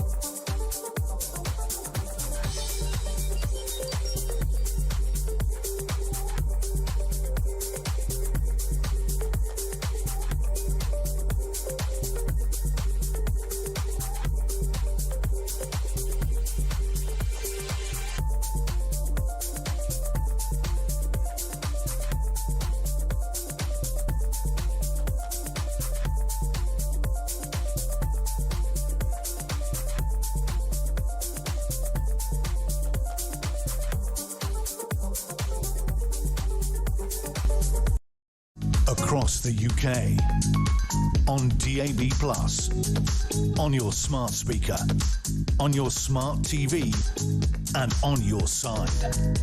This is Talk. All right there, my lovelies. Come one, come all. Now it's time for your call, or perhaps it is in fact time for your message instead. Liz says any asylum seeker who returns to his home country for a holiday. It's amazing how many of these people do that. I mean, the audacity of that. I can't go home. It's not safe. I'm worried about being persecuted, except I'm going to go to a marriage. They shouldn't be allowed to return to the UK. I know. Obvious. These things are obvious. I don't understand why they're not in place. I'm not impressed with Yvette Cooper, says Margaret in Birmingham. The greatest understatement of the century there, Margaret. Have not heard one message that agrees with her rubbish speech. She said last week, migrants before British people. Come over here and we give you a house and stuff. Exactly. I mean, at the end of the day, it just feels like we're being emotionally abused and gaslit at this stage. They can say what they like. We know they're not actually going to step up and look after us, because if they were, what would have come out of her mouth today is we've got to leave the ECHR, we've got to declare a national emergency, we're going to be working over the next 2 weeks to build Nightingale detention centres, and everyone currently in hotels are going to be moved there. And, you know, whatever, fine. Here's an interesting one. I always love an interesting little wormhole of a message. Honestly, these things, when I can't sleep at night, I go down various avenues online of research. My latest obsession is the Fabian Society. I'm going to be digging around in that on the train home and writing an article for my Substack. Alex, there's an interesting man that defected to the USA from Russia in the 80s. His name was Yuri Bezmenov. Yuri Bezmenov takes a note. He told us secrets of psychological warfare involving ideological subversion of entire populations. It takes 2 or 3 generations, and it's in 4 stages, with one of them being demoralisation. I'd say your country is part of psychological warfare, and if you can understand this, refuse to be demoralised. Aaron, I'm totally, like literally while I was writing, started to pen my article on the Fabian Society on the train down. I was talking about how for years now, Russian agents, Iranian agents, Chinese agents have infiltrated activism, right? They were the ones who got stuck into the heart of organisations like Greenpeace and started to bang on how nuclear power was terrible and needed to be banned. And of course, Germany closed all of its nuclear power stations, and guess what they have to do? They started buying all their gas from Russia, didn't they? Was building that pipeline before Russia invaded Ukraine. Oh, I wonder if there's a connection here. Similarly, we know how it works on TikTok. We know how it works with the bot farms. We know how, if you're sitting there as a foreign government, you can start amplifying certain issues. You can start pushing certain things. You can actually get to the point, if you do this enough, you know, ad infinitum, ad nauseum, it has the same effect as brainwashing. You keep repeating the same message. You keep saying to people, if you think this, you're a bad person. And you say it over and over. I mean, this has been documented. George Orwell basically described such a scene, the Ministry of Information, whatever it was called, in 1984. You know, we know that this has been the playbook of at least the Russian government, and definitely the Chinese government as well, with their TikTok and all the rest of it, for so long. And what we have now are people in elite positions who have had to, in order to get to the top of that greasy pole, they've had to kowtow and swallow all of the critical race theory and the anti-racism tutorials and all of this stuff and the rainbow lanyards for so long, they actually don't see the wood from the trees. But what is scarier right now is the amount of extreme leftists who actually have been pushing this quietly, deliberately, purposefully for decades. And it's been a long-term plan, and it's coming to fruition, because what they want to see is the complete eradication of the nation state, the subversion of the people, absolute state control and global socialism. They want open borders. I mean, people always say, ooh, what if it's, you know, this? What if it's the Bilderberg Group? What if it's the WEF? I'm beginning to look at this Fabian Society and go, well, it's right there in front of us, isn't it? They're all members of that thing. Wolf in sheep's clothing as a logo. It actually says our aim is for radical socialist reform without a revolution. We're going to do it brick by brick instead. I mean, they said it out loud. I think we need to really get underneath all of this. And also, I tell you what, I tell you one thing for free. I'd want to see how many ministerial flights have gone over to Beijing because for some reason Rachel Reeves went over there when she was first Chancellor to, I don't know, get a contract for, I don't know, buying a sort of ship container of rubbish, of tat, from some slave-controlled factory. Ed Miliband getting all his wimwoms, and he was told, well, you got funny deals with China, you know, they use slavery. You know, they're all over China like a rash, these people. Anyway, I could go on, but brilliant message. Let's speak to Philip, who's in South Wales. Hello there, Philip. Nosda. Hello, Alex. How are you? Yeah, I'm all right. I am okay. Thanks to you calling, I feel a lot better. Yes, and I think your show is absolutely fabulous. Oh, cheers, Phil. That's nice. Yeah. Yeah, what I would like to say is that will Angela Rayner advise the British people to do what she has done regarding tax evasion? Exactly. Well, it's hypocrisy to the extreme. She's cracking down on second homes. She's cracking down on people who are evading paying certain taxes. You know, she always calls anybody with any bit of money in their back pocket scum. She's there using wealth management companies to dodge things like inheritance tax, to dodge things like capital gains tax, to get away with having a second home, something she seems to vilify if it's anybody else but her, and then being registered to postal vote in 3 different places, which, whether that's illegal or not, is pretty funny. You know, that's not how it's supposed to work. And she's also the Minister for Election Integrity. She was the one, of course, who said to various local authorities up and down the country in last May's elections, I'm going to sort of change the way local authorities are set up, so if you don't want to have a vote, you don't have to. I'm sorry? You can just, like, strike a pen and just not have votes anymore because you're going to lose them? What is this? What is this country? Absolutely. Absolutely. The other thing, just quickly, I think Starmer and Reeves will be gone by Christmas. They're going to be humiliated eventually by the British people when they actually get their say during a debate or anything. They are going to be humiliated. They are absolutely useless. Oh, do you know what? The thing is about all of these things, like, I think they've got to be gone at some point soon. I'm beginning to think, I thought we got 4 more years of this nonsense, but the direction of travel it's going, I don't think the centre's going to hold, quite frankly. And I think a breaking point would be if we end up having to go to the IMF. I mean, there would be, in my mind, if the government have crashed the economy so badly that we have to be bailed out by the International Monetary Fund. And by the way, France is ahead of us in that queue, but things are pretty bad economically here. If that happens, I cannot see that this government anymore has a mandate. But the thing is, sometimes, you know, what if if Starmer shuffles off because he's just deeply unpopular, what are we going to get instead then? We're going to get Rayner? Because I don't know who's worse. I mean, they're all blimmin' terrible. They're all awful. They all hate this country and want to run it into the ground. They want Britain to be some sort of artefact in some museum of nations that once existed. They're all as bad as one another, quite frankly. We do need a general election almost as soon as possible. But at the same time, there's one thing about leftists. They're blimmin' resilient. They're like woodlouse in a nuclear war. It's very hard to get rid of them. And what's more, the thing that they're very good at doing is putting things in place, whether it's creating quangos, whether it's creating a Supreme Court, whether it's putting something into legislation or making sure there's case precedents. They're very good at creating shackles. They're very good at creating a complex Gordian knot that binds their successor, that makes it very difficult for the next government to unpick the lasting damage that they have put in place. And anybody who comes after the Labour Party essentially has 20 years of dangerous human rights legislation and quangocracy that they've got to somehow quickly abolish. And, you know, like you said, a brainwashed civil service who'd go along with all of this stuff. Lovely. Excellent. keep up the good work, and I'll speak to you again. Hey, thanks, Philip. Lovely speaking to you. And what a gorgeous accent. I used to live in South Wales, and I actually miss the Welsh accent.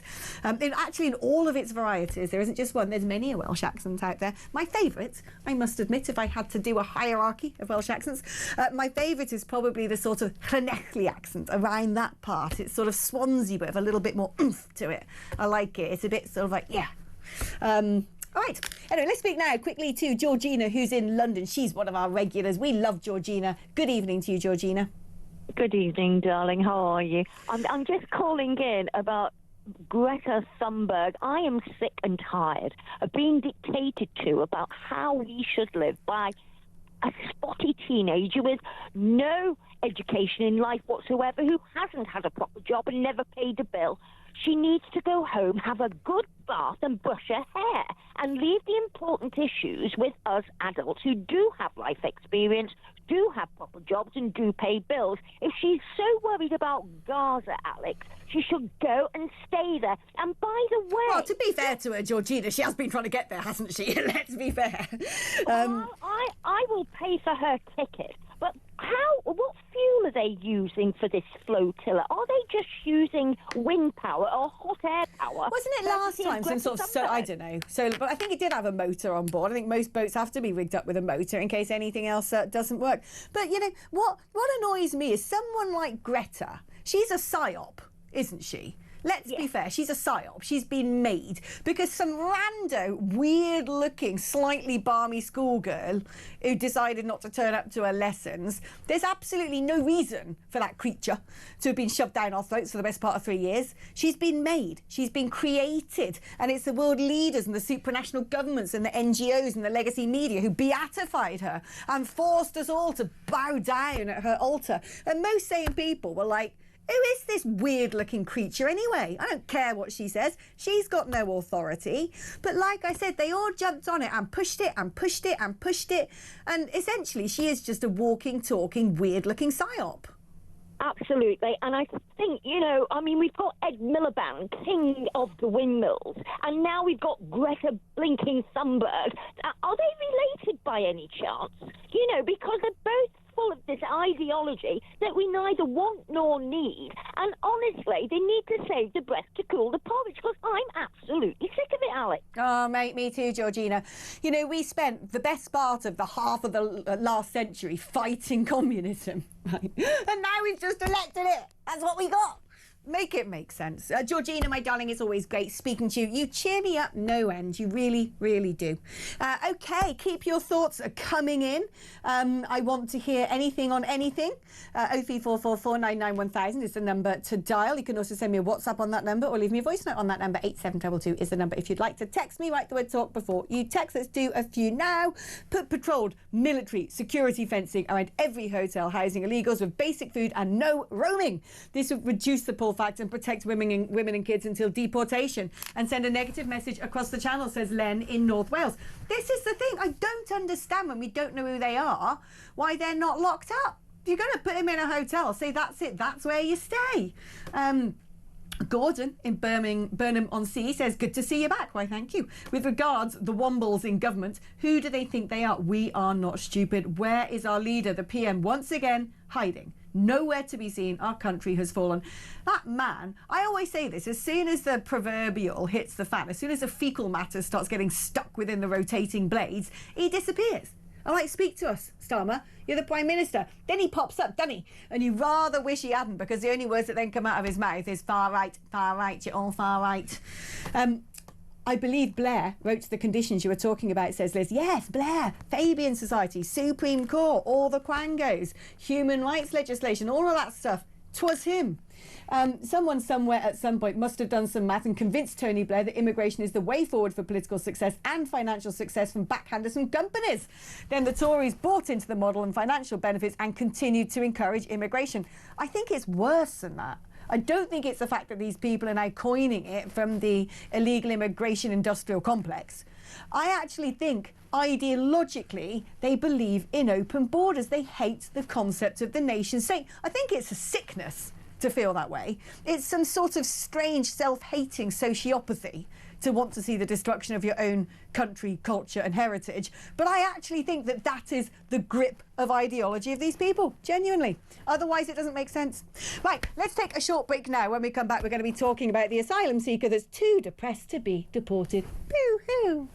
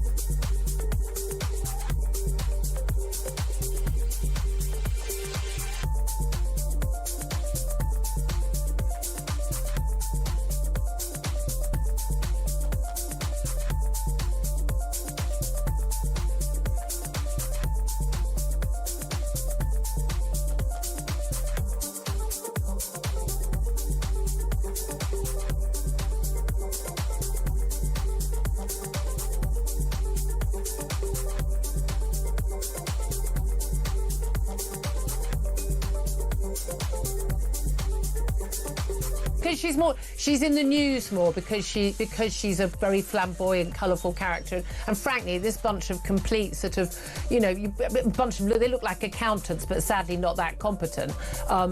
She stands out. Everyone knows who she is.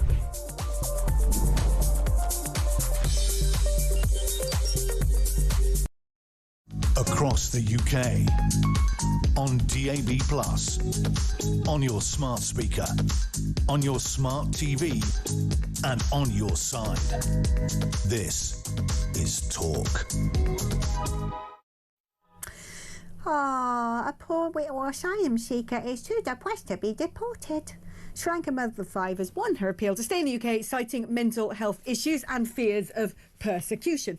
Well, look, there has been actually a bit of a revolution in Sri Lanka. I don't think it has been all peace and quiet there. They've certainly messed up their own country relatively significantly. And so, I can understand if you have to go back there, you might feel a little bit alarmed. She also came in 2021 after leaving Sri Lanka over fears she'd be persecuted for her family's support of the Tamil Tigers. Oh, yeah. Tamil Tigers, the terrorist organisation. Why are we saying, oh yeah, you wanted to join a rebellion and a terrorist organisation, so now you get to come here? What are we going to do next? Giving refuge to people from ISIS because guess what? The current government in Syria don't really like ISIS or something crazy like that. Anyway, let's speak to Oliver Freeston, who is Reform UK councillor. Tell me more about this story, Oliver. I mean, it's shocking, isn't it? We've got a lady here who's claimed asylum and now is saying that she's got mental health problems and using that as a justification not to go home. But my answer to that is quite simple. We've got a national health service that's in decline. We're not an international health service and we need to be supporting British people first. We've got 6 million people, give or take, on the NHS waiting list. My father's one of them for cancer treatment. So I'm quite firm in my belief that it should be for British people and putting British people first. I mean, it says here, apparently, the Dr. Saleh Dumad, a consultant psychiatrist, was of the opinion that her presentation was consistent with a diagnosis of recurrent depressive disorder, and given her unstable mental health with suicide risks, anxiety and severe depression, she was not fit to fly and would remain unfit to fly for a few years until she recovers from her severe depression. Well, guess what? In a few years' time, when she's told, we're going to send you home, that severe depression's going to come back, isn't it? Yeah, absolutely. I mean, it's very hard to disprove mental health problems, as I've discussed before. So I think a lot of these asylum seekers are trained by these lefty lawyers that, again, is funded by me and you as the taxpayers, and they're told exactly what to say. They're playing the system, they're playing a game, and I'm afraid it's time we got tough and put our foot down and say enough's enough. When we can't cater for the world's problems, as harsh as that may sound, we've got enough problems on our own doorstep. Let's prioritise our own people first. She should be sent home. But also, I think as a country, we should actually put a little bit more accord to moral agency. In her own country, she decided, or family decided, they wanted to join a separatist movement that wanted to overthrow the government. And believe you me, the Tamil Tigers are not to be messed with. They're not cuddly. And so if you've decided that you want to become some anti-government activist and, you know, throw away your democratically elected government, how awful they may be, I don't care, then you've made that choice with all of the risks involved. I don't understand, if you want to be a militant freedom fighter, you can then come to another country and go, oh, it might be a bit risky for me if I go home. Well, yeah, probably. Perhaps you shouldn't have joined a terrorist organisation. Yeah, I mean, my dad always says to me, be careful of what you want because you might just get it. And she's joined an organisation and advocated for it. And ultimately, that's made her region unstable. Well, she can't then come and claim asylum here and say that the British taxpayer has got to pick up the bill for it. It's totally wrong. It's like that case of, I think it was a Nigerian woman. He said, well, since coming to Britain, I've decided I'm going to join a prescribed organisation back home in Nigeria. So if I go back, they're going to arrest me. It's like, what? Like, this is now setting such a dangerous precedent because someone could say, well, you know, just happened to join the Muslim Brotherhood, didn't I? They don't like that in the UAE. Just happened to, I don't know, become a member of Al-Qaeda. It's just, it's crazy. It's crazy. Alex, it's total common sense. I mean, you're preaching to the converted. What I wish, and I implore the government, that they would just wake up, take the rose-tinted spectacles off and just see what the ordinary man and woman on the street is seeing. We're fed up with it, and no wonder Reform UK are doing so well in the polls. And just to go back to your earlier point about, you know, will we welcome somebody who's advocated support for another terror organisation? Well, isn't that exactly the same case as Shamima Begum? And she wanted to come over, and the courts, the lefty lawyers were all up in arms trying to fight for her case. It's just absolute self-harm on a national scale. It really is. Oliver, thank you ever so much for joining us. Oliver Freeston there, Reform UK councillor. Now, if you've got thoughts you want to share with us tonight, please do. 0344991 1000 is the number to call if you want to be patched through to the studio to chat with me. I'd love that very much if you're brave enough to do so.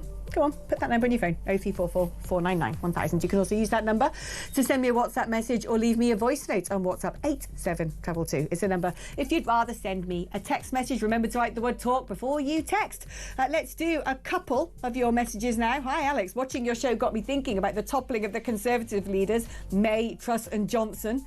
Can such a mechanism be wielded against Labour's Keir Starmer if the tides turn? Your insight on this would be gold. Well, yes, it'd come from within his own party, and there's certainly rumours that there are people gearing up to do just that. We might be talking about that, in fact, a little bit later on in the programme, so do stay tuned. Right, there's still at least one more hour of me to go. 1 hour, 1 minute and 15 seconds. So don't go anywhere. See you after this.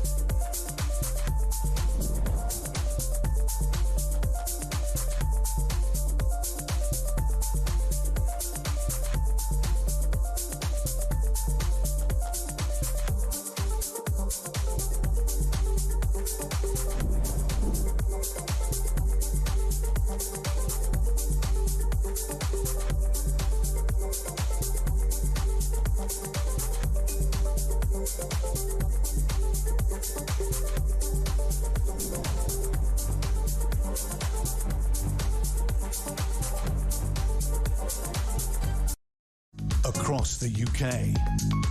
On DAB+, on your smart speaker, on your smart TV, and on your side.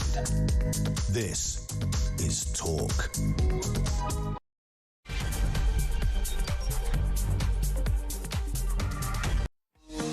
Hello there, welcome back aboard HMS. Please save this ship, it's sinking. At least that's what it feels like, doesn't it? It's sort of almost biblical, the level of despair that this country seems to be facing at present. And every day, you know, sometimes I can't sleep because life's a bit tough and I lie in bed and I automatically do the doom scroll, don't we all? And I just read things in the news and it's like, how did we get to this position where so many people in positions of authority, be they judges, be they police chiefs, be they politicians, be they woke heads of NGOs, be they people in unions, have such extreme, detrimental, dangerous, destructive policies. And they think they're normal. And the rest of the country is looking on going, what is going on? What sort of mad epidemic of the woke mind virus has possessed all these people in positions of power? Why can't they see it? Why are they all so brainwashed that they're doing all this stuff? Is it deliberate? Is there a conspiracy? I mean, certainly I'm joining the dots around this Fabian Society. I'm going deep down into that one. Believe me, I've got an hour-long train journey ahead of me back to the wilds of the West Country. And I'm going to be researching that and typing it all up and putting it on my Substack. That's what she said at thatalexwoman.com. If you haven't subscribed, why not?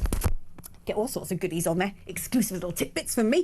Right, now, let's talk about some of the more ridiculous stories that I happened to come across. Actually, I'm telling lies to you now. I didn't happen to come across this in the wee small hours of the night. My wonderful producer, Samara, came across this story, but here it is. Apparently, Albania's most wanted pimp is still rambling around Britain, I don't know, pimping women out, sex trafficking people, Lord knows what he's up to. 4 years after losing his extradition battle. He was sentenced to 6 years in prison after an Albanian court found him guilty in absentia of forcing his partner into prostitution. He's the subject of an international arrest warrant. He snuck into the UK on a fake passport and only came to the attention of the authorities when he was convicted of common assault 10 years later. So he's been roaming around doing Lord knows what for 10 years. Now, when he was in immigration detention pending deportation, British officials realised he was a wanted fugitive and granted Albania's extradition request. Good. So he went back, didn't he? No. Despite his first appeal against his extradition being rejected, he was still able to take his case to the High Court, which finally threw it out in December. They've now confirmed that he still remains in the UK nearly 4 years on. Let's speak to former Met Police Detective Mike Neville. Mike, when you look at, I bag on about this website a lot. It's all about organised crime. It's called the Organised Crime Index. It's a cooperation of research and data between various policing authorities and the CIA, the FBI, Interpol, Europol, blah, blah, blah, blah, blah. And you can look country to country and look specifically at organised crime. And what it says about Britain is, guess who's behind all the organised crime in the UK? Pretty much it's the Albanians, particularly the really sharp end of that stuff. The drugs mules, the trafficking of women, shootings. It's just dreadful, really hardened, awful stuff. And so you'd think, when one of their worst comes over here, oh, he snuck in on a false passport. But you'd think when we finally managed to find him, despite it being a decade, and we've said, yes, we're going to extradite you to Albania, it would have happened. Well, unfortunately not, Alex, because this guy is in the country and he's not even on any kind of bail conditions. You know, he can actually do anything he wants. And it's quite incredible when you think that Keir Starmer was trying to send our asylum seekers, failed asylum seekers, to Albania. So the government must think that Albania is safe, else it wouldn't suggest doing that. But these Albanian gangs, as you say, they're engaged in drug dealing, firearms, people trafficking, modern-day slavery.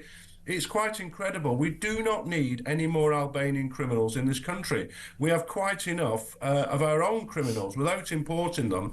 And as I say, the Albanians, as you have indicated as well, that they are possibly the worst organised crime groups we have in this country. They're utterly ruthless. And what is our judiciary doing? They're failing once again to protect the British people from these organised crime groups. It's just madness to me. Any other sensible country would suddenly go, right, Albanians, we're going to put a pause on Albanians entering the country because statistically we can see that a significant number of them have come to join international criminal cartels or run international criminal cartels. But no, we don't seem to do anything about this. And I cannot for the life of me understand when someone is a hardened criminal and we signed an extradition treaty with another country, how they suddenly get to spend taxpayers' money taking the government to court, challenging it. Why? Germany's turned around and said people facing deportation shouldn't be able to use our legal services at our expense to fight it. Why are we like absolute mugs going, go on, have a fourth roll of the dice and maybe this time you're going to be lucky and you're going to be spared deportation? Well, one thing to always consider, Alex, is how many lawyers are in Parliament and how much the lawyers make out of this. It's absolutely terrible. You know, this is, I reckon it's over £1 million that's probably been spent on this man. What? That is, if you look at all the court hearings, all the barristers, etc., etc., etc., and he is now roaming around without any control of him whatsoever.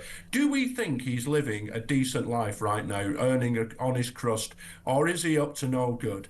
And I would suggest I would put my mortgage on the fact that he's up to no good. He's causing misery in this country.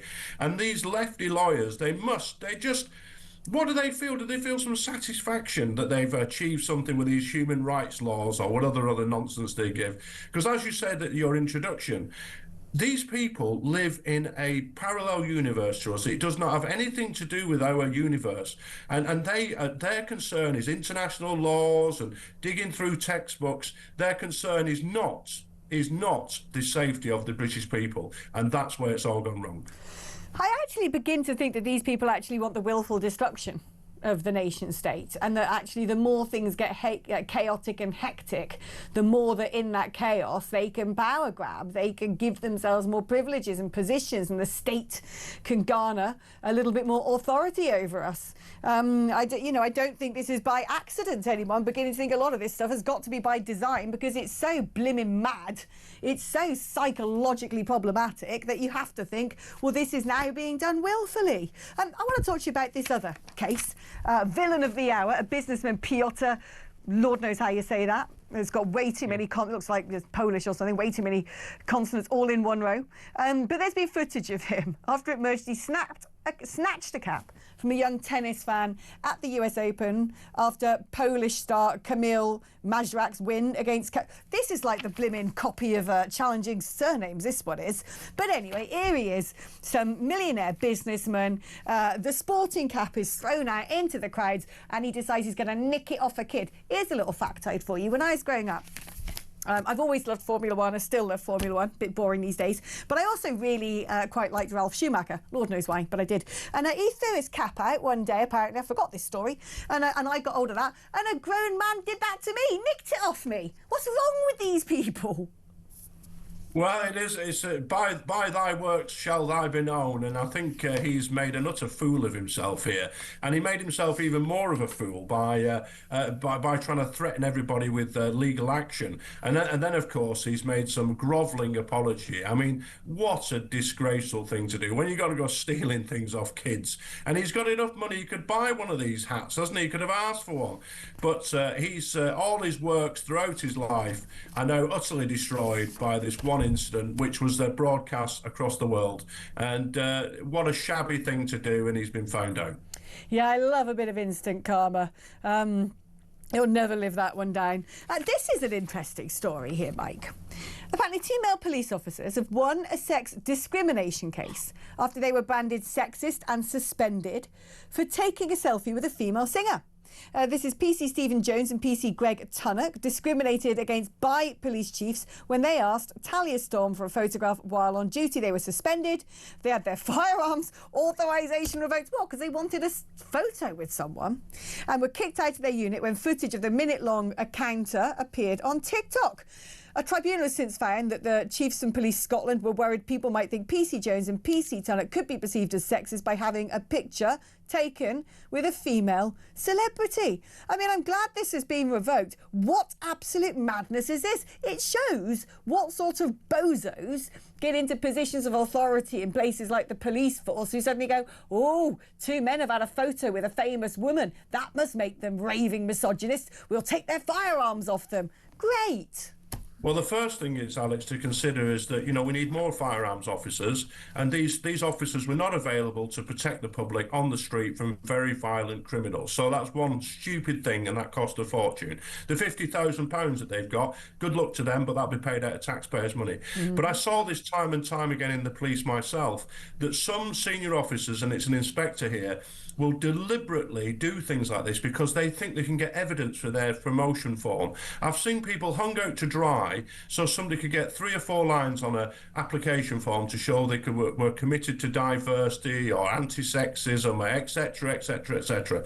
And this has gone not only through this inspector, it's then gone through the professional standards department and an assistant chief constable. So all that time, all that effort and time and money, which could have been used, of course, catching robbers, burglars and thieves, has been spent on this. And I have to say that as a young PC, Joanna Lumley lived on my beat and she signed my notebook, so perhaps I'm in line for £50,000. Oh, you absolute monster, you woman-hating sex pest, you. But this is just, this is what I mean about people just being so deranged, people in positions of power somehow being so loopy, so nutty, that they don't have a thing in their head that goes, yeah, do you know what? All they did was take a photo with someone. Well, you've just got to imagine, Alex, the mindset of these people. You're right at the start when you said it's the entire establishment. It's the government, it's lawyers, it's judges, it's senior police officers. And they're making decisions that, to me, you and all the viewers and listeners, seem utterly bizarre, seem utterly mad. But in their own little world, these are good decisions, you see, because this inspector thought, I'll teach them, I'll show them that I support fully my female colleagues. And he would have been writing up his application form to be a chief inspector using this evidence. And what you've got to imagine is what you think. You've got to stop thinking like that to get into their heads, because they live in another world. And it's really bad. The establishment are utterly, I agree with you, they're intent on destroying this nation, and it's really bad. Do you know what? I think we need to establish some sort of anti-woke correction facility where all of these people who have had to do their critical race theory training and wear their rainbow lanyards and have International Day this, that and the other are all gathered together, sat down in a room, force-fed junk food, made to watch carry-on films, and are repeatedly sworn at and told mother-in-law jokes. Because I don't know where we've got to all of a sudden that people have gone so far down, cuckoo creek, that they're making rulings like this and not having that little voice in their head that goes, it's a bit weird, that. So there you go. There's my plan of action, Mike. Lovely catching up with you, my darling. Thank you ever so much for coming on the programme. Now, listen, hear me now. Between now and 10 o'clock, there's a lot of opportunity. There's acres of empty space and airtime, in fact, deliberately carved out by the beautiful Samara, so you can occupy that space. So why don't you do it? 03444991000 is the number to call. It'd be lovely talking to lots and lots of you. Believe you me, I've had a bit of a bruising weekend this weekend, so it'd be rather nice to hear your lovely voices and get a bit of moral support. And also you can send me a WhatsApp on that same number. 03444991000 is the number if you would like to ping me over your thoughts and your feelings, or indeed leave me a voice note. If you'd rather send a text message, also you could do that. 87222. If you're going to text, you've always got to write the word talk before your message. That way, it knows how to find its way down exactly the right aerial into the studio, doesn't get lost anywhere else. Chris Evans doesn't read it out loud tomorrow on the Virgin show and, actually sort of lose all of his ginger hair and his glasses fall off out of sheer shock of how audaciously right-wing you're probably going to be. Or either you don't confuse the people reading out football scores next door and they start banging on about, Sir Keir Starmer or something. They'll wonder how quickly he became Prime Minister and relegated to the front bench of some grade Z football team. Okay, right, there you go. There's your warning. 03444991000. The number to dial, it's your normal network rate. You can also use that number to send me a WhatsApp message. Leave me a voice note on WhatsApp or message me 8 722. I'm back after this.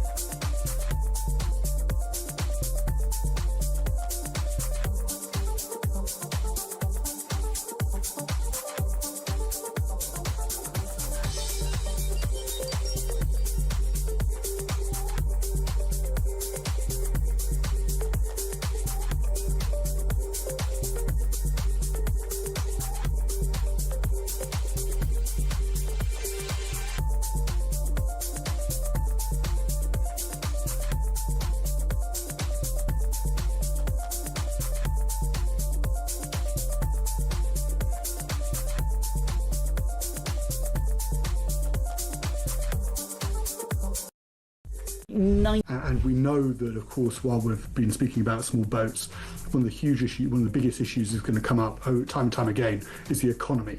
We've got a budget which we still don't have a date for because the government Treasury still hasn't submitted its numbers to the OBR for them to go over exactly what the public finances, what's going on with the public finances. But we're looking at a budget late November as things currently stand, and it is going to be another really painful budget.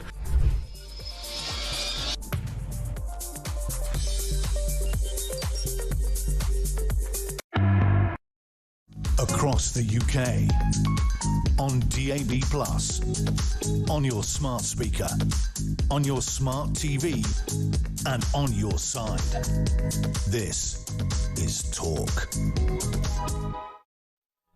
All right then, my lovely little creatures, let's read out some of your messages. We've got a load of voice notes to play out. Woohoo! I love a voice note. I don't know why, but I do genuinely love a voice note. It's a bit like random telephone tombola, because I get here what they're talking about, I get the name, I don't know what the voice is going to be like, I don't know what they're going to say. It's like, boom, let's press the button and see what happens. It's like a moment of sort of brief jeopardy and intrigue. Let's do some of your written messages first. Why are we not crowdfunding the homeless and veterans sleeping on the streets to take the government to court for their human rights? I mean, yeah, why? Do you remember during COVID, all of a sudden, all the people who are homeless were put in hotels because they decided it would be a public health crisis. Were they still sleeping on the streets? So funny, isn't it? Our owner just tossed back out into the gutter as soon as Abdul comes over from wherever he may have come from.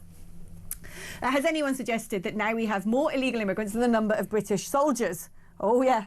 Oh, I know. Oh, we do. And many are virile 20 to 30-year-olds, migrants from third-world countries that do not share our English values. That, for example, respect for one another, respect for women and females, respect for homosexuals, for Christianity and the faith I personally follow. These young men are generally Muslims. I worry that we're building many colonies of a specific group that may well have interests in certain parts of the Middle East. I worry about exactly the same thing. I'm sorry, but I do. I really probably would have far less concern if the people that were coming over on boats were from Christian countries. I'm sorry, but that's the truth of it. Because actually Commonwealth countries, Christian countries, share our rule of law, share our democracy, share our culture, share our language. I've lived in Ghana, I've lived in Kenya, I've lived in India. I know by and large that these people are pretty decent on our side. We rub along really nicely, thank you very much. But the answer to that is, the problem with Christian countries is they're stable, aren't they? They don't go tonto. They don't persecute people. They don't make women dress up like ghosts and then lob stones at them, do they? They don't have terror organisations, you know, going out going, oh, we're going to kill you in the name of Jesus. No, that's the thing. That's why we're not getting a whole load of Christian and Western-minded people coming over, because the way that that particular culture tends to run its affairs is sensible. Although when we do have Christians being persecuted in Pakistan, do you remember the story of that woman who was got stoned or something or the other for blasphemy, for, I don't know, just being a Christian basically, and we wouldn't take her. We wouldn't take her because we were worried in Britain all the Islamists would kick off if we gave a Christian woman from Pakistan asylum. We didn't take any of the Yazidi girls and women from Syria. Christians, by and large, are some of the most persecuted people in the world. You look at what's going on in places like northern Nigeria and Mali, across the Sahel region where ISIS are running amok. When you look at the changing demographics of countries from Turkey to Lebanon to Syria, you realise that all the Christians have been driven out. That actually even in places like Turkey, they don't have the same rights to buy property. And yet, are we taking Christians who are genuinely persecuted in their own country? No, we're not. Why? I wouldn't mind helping out our brethren and our kinfolk who practice that wonderful religion that preaches turning the other cheek, that preaches tolerance, that preaches peace and harmony, that has done more to contribute to international society than anyone else. Ask yourself this. Electricity, telephones, radios, vaccines, the steam engine, the jet engine, town planning, the internet, computer, all of it. Ask yourself, where did those things come from? Where did they come from? Oh, that's right, we're constantly told, aren't we, it was the Arabs who came up with the numerical system. Well, la-di-da, you wrote down some numbers about 2,000 years ago. What have you done since? Because as far as I can see, all of the great advancements on this planet that the entire world has benefited from, improvements in industrialisation, healthcare, democracy, all of those things have come from Christianity. Now, I'm not saying that you have to be a practicing Christian in order to, I don't know, become a great scientist. Most of them were. Like Isaac Newton, most of them were, as it happens. But there is something about the culture of countries with that religion at their heart that actually celebrates cooperation, celebrates progress, and actually doesn't place its religion front and centre in a way that prevents anybody from being able to think freely and have inquiring minds and embrace innovations. Ask yourself, how many brilliant modern day inventions have come out of non-Christian countries? There you go. The Christian faith has been of great benefit, not just to us in the West, but the whole world. It's about time we spoke about that more. Let's do some voice notes, shall we? This is Alison. Today I found out that in Worksop, Nottinghamshire, they've been kicking out lots of vulnerable people, and this lovely lady who helps vulnerable people has now been told she's got to manage all these flats. They've got to redecorate throughout, put the fridges and new bedding and everything in, set up Wi-Fi, Sky TV, and give them £100 on the meters, and these are for all illegal immigrants. I think it's absolutely disgusting what's going on, and I can understand why you get passionate about these things. I feel actually physically like crying out of anger and frustration. I don't know what the answer is. Hang on. They're kicking out vulnerable people and then doing a do-over on the properties for the Migos. They're actually kicking out vulnerable people. If that's the case, Alison, that sniffs to me like a court case. That really has the scent of take that to court, because that is disgusting. I'm disgusted. That is one of the most awful, awful things I've ever heard. It makes me rage. It makes me want to cry as well. I tell you what, this doing this job, sitting here, hearing all these stories, reading these things day after day after day, it's having a corrosive effect on my mental health. And I never wanted to be one of those, oh, my mental health kind of people, but honestly, it's making me depressed. Let's have a listen to Eddie. Hey Alex, just got a message from my landlord asking me to move out by Christmas. So no guess who's gonna move in next. And what a coincidence! More townhouses on my street are getting refurbed. Contractors, moving up and down the place. So yeah, I guess I'm just gonna have to get my bags and find somewhere else to live. You what? Well, you're being thrown out, Eddie. I mean, I know I said I like the voice notes because you never quite know what you're going to get, but these are two things now. People being ejected, British people ejected from their homes so they can be refurbished to put these illegals in breaking into our country.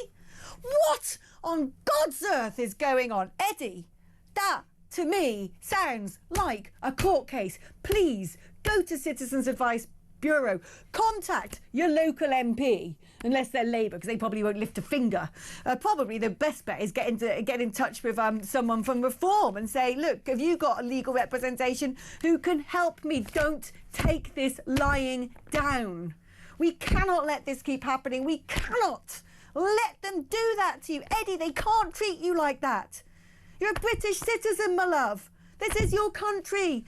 Don't let them do this. It's disgusting. Oh my goodness gracious me. Let's listen to John, see if it improves. Why can't we just build the Nightingale hospitals similar to that again? We managed to do that in weeks during COVID because there's a matter of will there to do it. But obviously this government just don't have the will to do it. This nonsense could stop in a matter of weeks to put these people in their places. It's not difficult. I know, Sam. It isn't. I don't understand why, since time immemorial and still used around the world, are refugee camps. They've been sort of, we all know what they look like. We've all seen them from years and years of news footage. They still exist. And you know the thing about Britain, right? Compared to most other countries on earth, we don't really have that cold a winter or that hot a summer. So I don't understand what's going on. I can't get Eddie out of my mind. Do you know what, Eddie, actually, I don't know if you'd be up for coming on and talking, doing some more, finding out what's really going on, coming on the programme one day and actually coming on as a guest. Well, that's actually made me want to cry. That's really upset me. It's upset me about Alison saying the vulnerable people in Worksop being turfed out. And it's upset me hearing Eddie say he's going to have to pack his bags and leave his own house, his home. It's just so wrong. Let's have a listen to James, see if that's going to cheer me up. I doubt it's going to, but I'll give it a go. Good evening, Alex. Now, this government, they were prepared to spend money to house them in these hotels, to do deals with Serco. That tells you all you need to know. These absolute spineless... Oh, my blood is boiling, Alex. My blood is boiling. I'm sick of it. I don't know why I bother going to work, Alex. What is the point? Basically paying for these immigrants to come over here and just doss about. Makes me sick. Me too, son. Me too. I feel exactly the same way. I don't know sometimes whether to go crazy and shout and scream or whether to cry. I don't know what it is. Like, I'm a bit like emotion anyway at the moment. But the Eddie message has really upset me. Like, seriously upset me. And the Alison message. When you hear personal accounts like that and it becomes also real. Because do you know what? I've left London. Right. I deliberately left London to move somewhere where I feel I'm going to be insulated against the worst of this. I've moved out to the countryside, back to the county where I'm from. I've got my family down the road, got my support network. When I walk around in my part of the sticks, I feel so safe. I feel so safe. And being able to go back to that little refuge that I've bought is just, it's a blessing. It's a real blessing. The other night I was sitting there Googling whether there are any migrant hotels in my neck of the woods, couldn't find any evidence of it. But they're putting them in the countryside now. They're taking up these boutique hotels, these spa retreats and putting these people in all sorts of parts of the country. But by and large, I feel like I am insulated from it. But because I'm not a sociopath, I cannot help but have it breaks my heart because it's not good enough. It's not good enough that it's not happening to me and I can, I've been able to get on the housing ladder and move out of London. Yes, I got to commute a gazillion hours every day, but it's worth it. It's not good enough for me going, oh, it's okay, it doesn't happen in my neighbourhood. No, this is my country. You're my people. Eddie, you're my brother. You're my person. I cannot help but just have my heart broken knowing this is happening to us, our people, because I would still fight for this nation. I would still go on that front line. I would still risk everything to try and save what remnants of Britain can still be preserved, because we're worth it.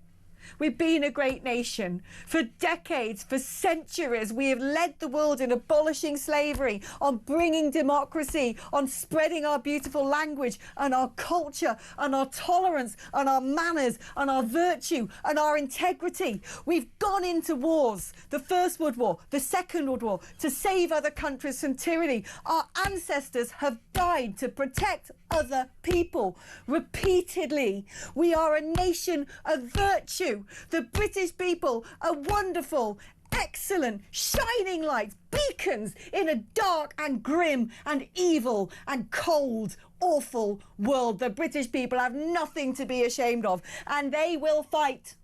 They will stand up against what's happening to them, because they might be some of the calmest, most tolerant people on earth. Oh no, not like the French. We don't go setting fire to car tyres and blockading roads. It takes a lot for the British people to get going, and going now they are, because they've been pushed too far. And they will do it peacefully. And they can be called names. You can shout at them, far-right thug. You can intimidate them. You can throw them in prison as examples like Lucy Connolly. And has it worked? It has not. Because the mettle of our pastures is evident. Our belief in justice, our belief in what is good, and our belief in our nation runs deep in our veins. You cut us in half, and like a stick of rock, inside every single great man and woman of the United Kingdom, it says, I love my country. Had to get that off my chest. Let's have a listen now to Tiz. Obviously, we've got Remembrance Sunday looming and coming at some point in time. Are we all to be now arrested if we are to celebrate Remembrance Sunday? I may not be British born, but I am very patriotic to this land, and I would be utterly heartbroken if our national flag can no longer be flown because some people feel offended by it. I know, but the problem is, Tiz, I'm with you on all this, and thank you. I don't know where you were from originally, but thank you for adopting us and understanding us and being proud to be one of us. We love you. We're not a nation who hates immigrants at all. At all, we never have been. Until they hate us. But the problem is, when it comes to this Remembrance Sunday, all of these nasty, vile, baseless, shallow, venal, wicked people sitting on those green benches, gradually destroying this nation's prosperity and its future, its heritage, its legacy, and what stands ahead of it. All those people then use things like Remembrance Sunday to sort of a patriotism wash. You know, they'll all be there at the cenotaph looking very austere with the flag and the poppy and all, and they'll use it. And they'll tell us this is so important. You know, we're such patriots. We love this nation. If they were patriots, they would be fighting tooth and nail to do everything they could to make sure this country doesn't sink into a pit of despair. And they're not. Simple, isn't it? Let's have a little break now before we hit up the phone lines. 03444991000 is the number if you'd like to speak to me. As you can tell, I'm a little bit upset about things tonight. So it'd be great to hear from you. Also, the number to send me a WhatsApp message. Leave me a voice note on WhatsApp. 87222 is the number to send me a text message. Write talk before you text. We're on X. talkTV. And yeah, let's have a little chit chat together after this.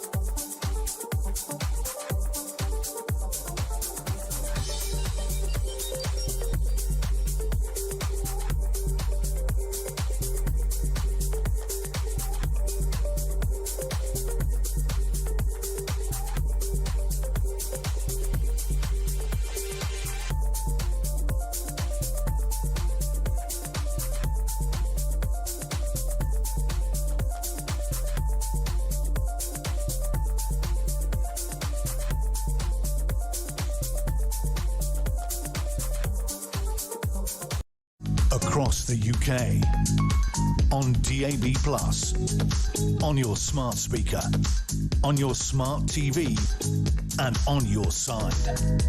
This is Talk. All right, let's do some caution. Do you know what? After going on a bit of a sort of like impromptu oration there that I wasn't even expecting myself, I've kind of sort of got the adrenaline going and my heartbeat feels a little bit elevated and I feel like I need a good lie down, I ain't gonna lie. So let's speak to Marcus instead, who is in Bedford. Hello there, Marcus. Alex, take a chill pill. You just spoke for the nation there, my darling. You are absolutely spot on. My granddad fought in the Second World War, and he also built the engines on Concorde. He's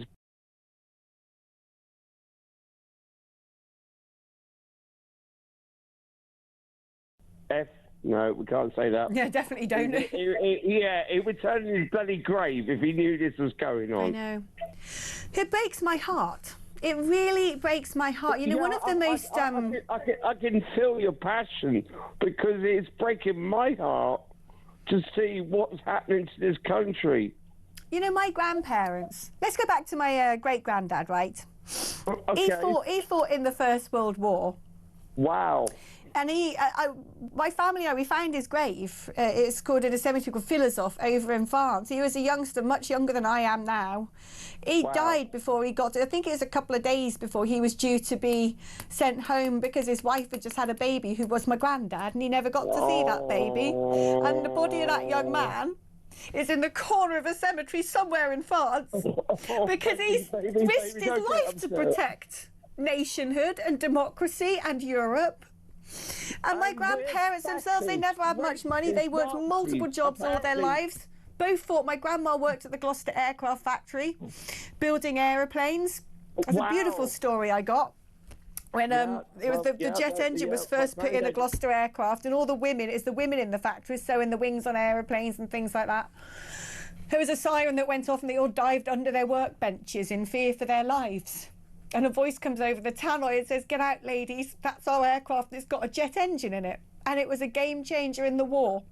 And my grandma had worked on that. And my granddad himself was a logistics in the RAF, driving across North Africa and the Middle East. These people are ancestors. The greatest generation gave so much, not just for this country, but for the rest of the blimmin' world. For the rest of the world. And yet now we're expected to give the ultimate sacrifice, which is our own country, to these people. Not protect their countries so they can live in peace and harmony at home, but give our country to them so they can take it over and destroy it. Please, Alex, they are legends. Your grandma, your granddad, your great-grandma, and your grandpa. They are legends. They built airplanes. They fought the bloody Nazis. And how dare they call us Nazis? I know. It's disgusting.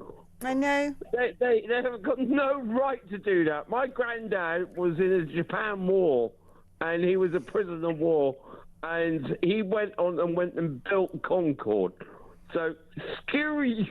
Oh, don't get me going. I know. No, I know. We all feel it tonight, Marcus. Thank you so much for your call. It's so lovely to hear from you. It really, really is. I appreciate you so much. Let's speak to Les, who's in Hazelmere in Surrey. Hi there, Les. Hello, Alex. You're 5-star this evening. Fantastic. Gosh, thank you. I just feel very emotional this evening. Yeah, well said. People need to hear it. Alex, can I tell you what my views are as well? Yes, please. Right. It's how to destroy a great country without having a war, and by doing tax, and more tax to fund a migrant invasion without having a war on our own soil. We're paying human rights lawyers, judges, councils to fund our own downfall. Why? I know. I don't get it. I don't get it. It makes no sense to me anymore. It really makes no sense, because I'm sorry, there are levers, there are tools, other countries are using them. We can stand up for ourselves. We can protect our borders. We can protect the security of this country. We can protect the women and the girls. I don't get it. I think the government, Macron, the EU, this is all deliberate, and they have no intentions of doing anything positive for their own people. We have dead cities, towns, high streets empty. The rates have killed the shops. We have crime, drugs, and with a breakdown of law and order. When we have all these empty buildings in the high street, that you know who they're going to put in those. Is this Keir Starmer's game plan to dismantle our way of life? You have to wonder. You have to wonder, because so many of the devices, at the very least, that are actually enabling this illegal invasion of our country to happen are the ones put in place by Tony Blair and his cohorts. And you have to ask yourself, are these people doing this willfully at this point? Because it doesn't make sense to me otherwise. Yeah, and this will be followed by Keir Starmer, trip to the IMF, bankrupt, job I know. by the commies. I know, son. It's a madness. Les, thank you ever so much. Always great speaking to anyone called Les. Leslie's the name of my mum. Also my middle name. Get that. Someone's just messaged saying she claimed that immigrants are being housed in spa resort hotels. Can you tell me which hotels? Google it, son. Plenty of news stories about that. I don't make these things up. I go through the newspapers on a regular basis. I see these stories with my own eyes. Here we go. Here's another message. It's probably going to make me want to blub.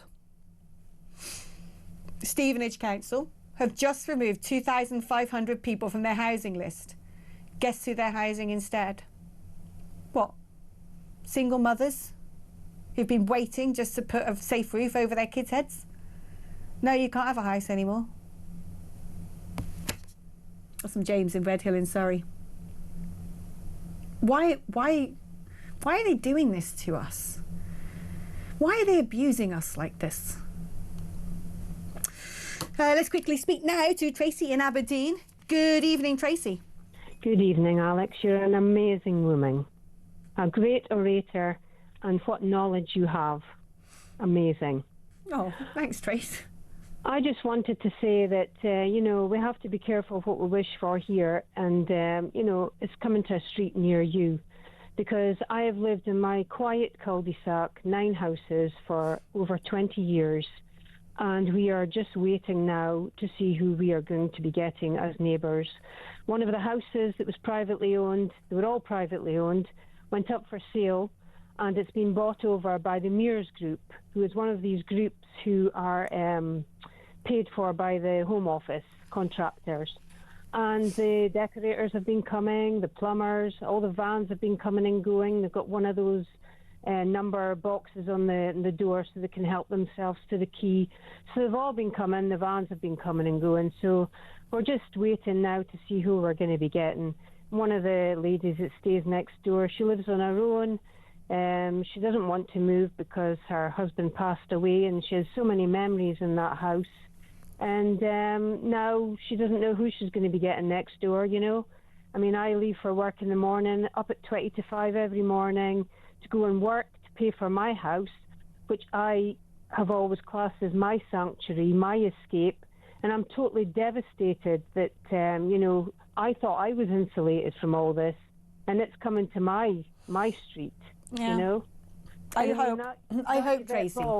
That Yvette Balls stood up in Parliament today and said that people were causing anger and division and resentment. This government is making people angry. This government is causing division, and this government is causing people to be resentful towards immigrants because of the unfairness. This is true. This is exactly true. I really hope, Tracy, if it is what you expect it's going to be, that it's some really lovely woman from some sort of nice sub-Saharan African who's a Christian who faced sort of, FGM or something. I don't know. I hope you have somebody who moves into your street who turns out to be a real good egg, who brings community spirit, who talks to you on the doorstep, who gets to know their neighbours and is grateful as hell for being allowed to stay in the best country on this planet. They don't care where they put them. They don't care if it's a quiet street. They don't care as long as they put them somewhere. They don't care what they put upon us going out to work, paying for the taxes, who Angela Rayner, by the way, I know she hasn't evaded paying the tax. I know she hasn't done anything wrong here. But why does she not want to pay that money into her worthy cause of paying for these immigrants? Why does she feel that she has to keep that money back? Surely if she feels that she's doing such a worthwhile thing, then she should want to pay this money towards it. Why keep it to herself? Well, these people, I'm afraid, are venal. They've only got their own interests at heart. Tracy, do me a favour, darling. When it transpires who your new neighbours are going to be, let us know. Yes, I will. Thanks, honey. We are really waiting with bated breath. I bet you are. What a stressful thing to have to go through anyway, even if it turns out to be the loveliest person on planet Earth. What a stressful thing to have to go through. It's a worry.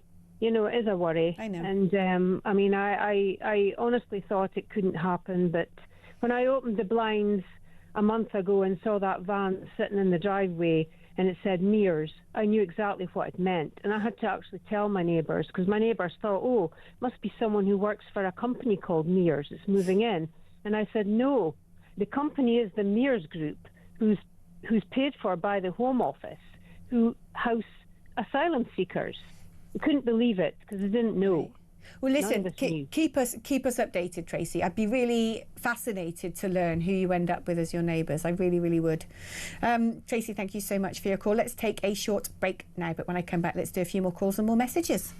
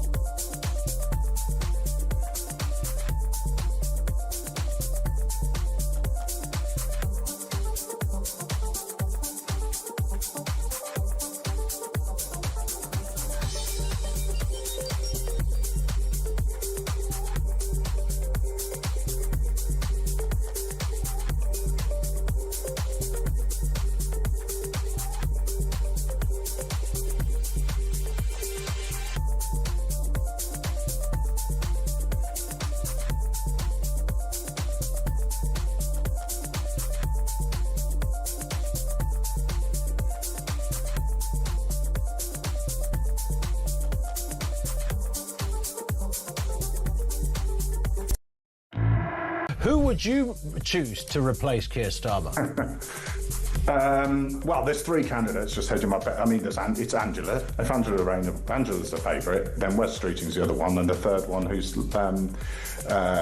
slightly less obvious to your viewers, I'm sure, is Shabana Mahmood. Those are the three that I think have the best political instincts. I have my preferences, but I'm not going to. Okay. Because I'll probably change in 3 months' time anyway. but those are the three.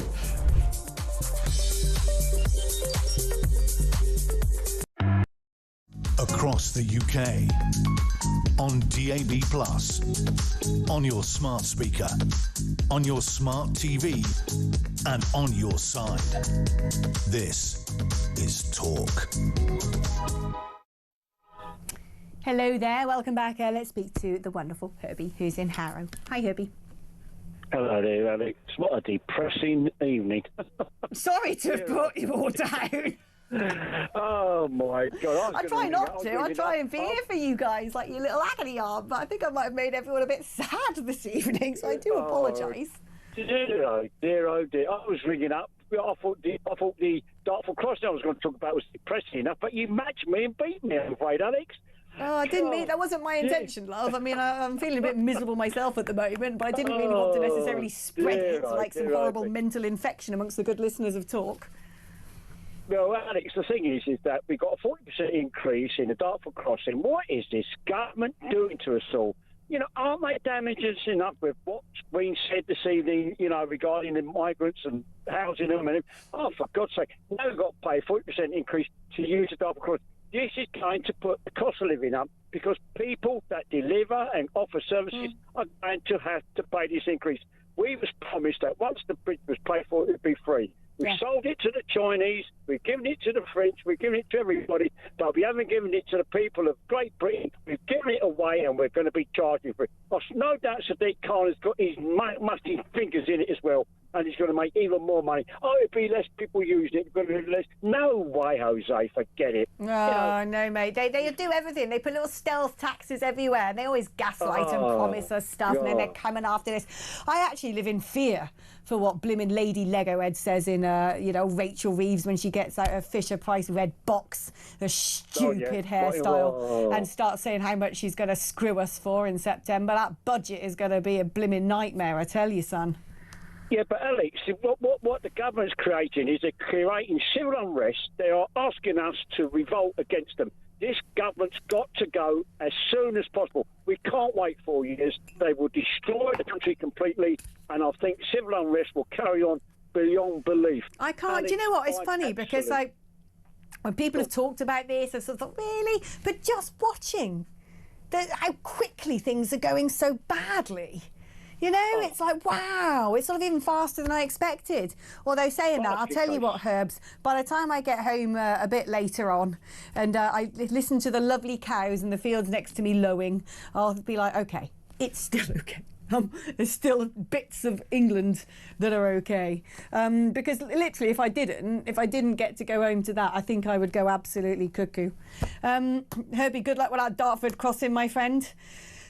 Lovely to speak to you again. Let's speak now to Jason, who is in Coventry. Hi there, Jace. Hi, Alex. You're right. It's the first time I've ever spoken to you. Hey, that's nice, isn't it? First time for everything. Yeah, it's the first time for everything, right? But I had to phone you because I see how emotional you got with what I watched tonight, right? And I've never seen you get emotional like that. I'm a crier. I'm a crier.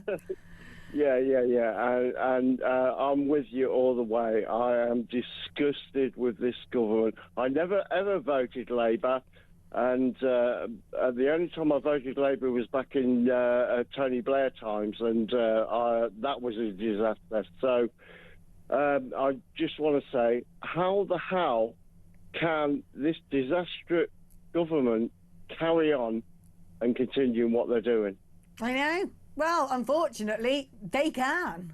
You know, it's the mechanism in Parliament is there's got to be a vote of no confidence, majority of MPs, and unfortunately they've got a massive majority, so the Labour Party themselves are going to have to vote themselves out of power. And I just can't see a position in which they're going to do that unless the only way I think that they're going to be gotten rid of is if things go so bad that there is no sensible mandate upon which they can continue to govern. For instance, if we had to get a bailout from the IMF, to me that should trigger a general election. Do you think that's going to come, the IMF? I don't know. People say. France apparently on the waiting list for that big charity cheque from Christine Lagarde. They'll get it first, obviously. She's their own. But I don't know. I don't know, but I've heard some brilliant, credible economists, people like Liam Halligan, a very dear friend of mine who's brilliant at reading the situation, say it really isn't that far away. So I don't know is the answer. But what a sad state of affairs to even have to worry about that. They are destroying this country and they're not patriotic. They do, for some reason, I don't know what, they want to break down the British Empire or whatever it was in some way or another. They're disgraceful, disgusting. Yeah. I've had enough of them. I voted reform in the last vote, and the thoughts of having to wait another 3 years for these people. I know. You know, and the only people I can see that like just get rid of this government would be the royal family. Is that right? Oh, mate, I can't exactly see Charles breaking centuries of royal protocol and kicking out Sir Keir Starmer, but we can live in hope. I just want to squeeze in a very quick call and one message before I hand over to the wonderful Petri, who's just creeping under the camera. This is another one which is going to almost set me off. I'm a council tenant in London, and I've seen neighbours evicted in favour of vulnerable people who turn out to be migrants. I'm disabled, and every day I live in terror of losing my home too, and I'm anxious every day, says Rich in London. That is just heartbreaking, demoralising and upsetting and heartbreaking. Let's quickly speak to John in West Wales because he has been waiting. Hi there, John. Hi, Alex. Good evening. Hello there. Yeah, I've got, as Jason was saying, I think Labour's got a different agenda, and it goes back. If you think about it, with what's happening with the housing, where's the King standing up for the military and that and all this and the veterans? I think at the end of the day, once our demographic goes below a certain percentage, the other side will end up wanting to abolish the monarchy. So, well, that's often been the dream of the more radical left anyway, who'd like to see us become a republic. I'll tell you what, mind, if we did have a presidential system and then the president became someone, let's say, like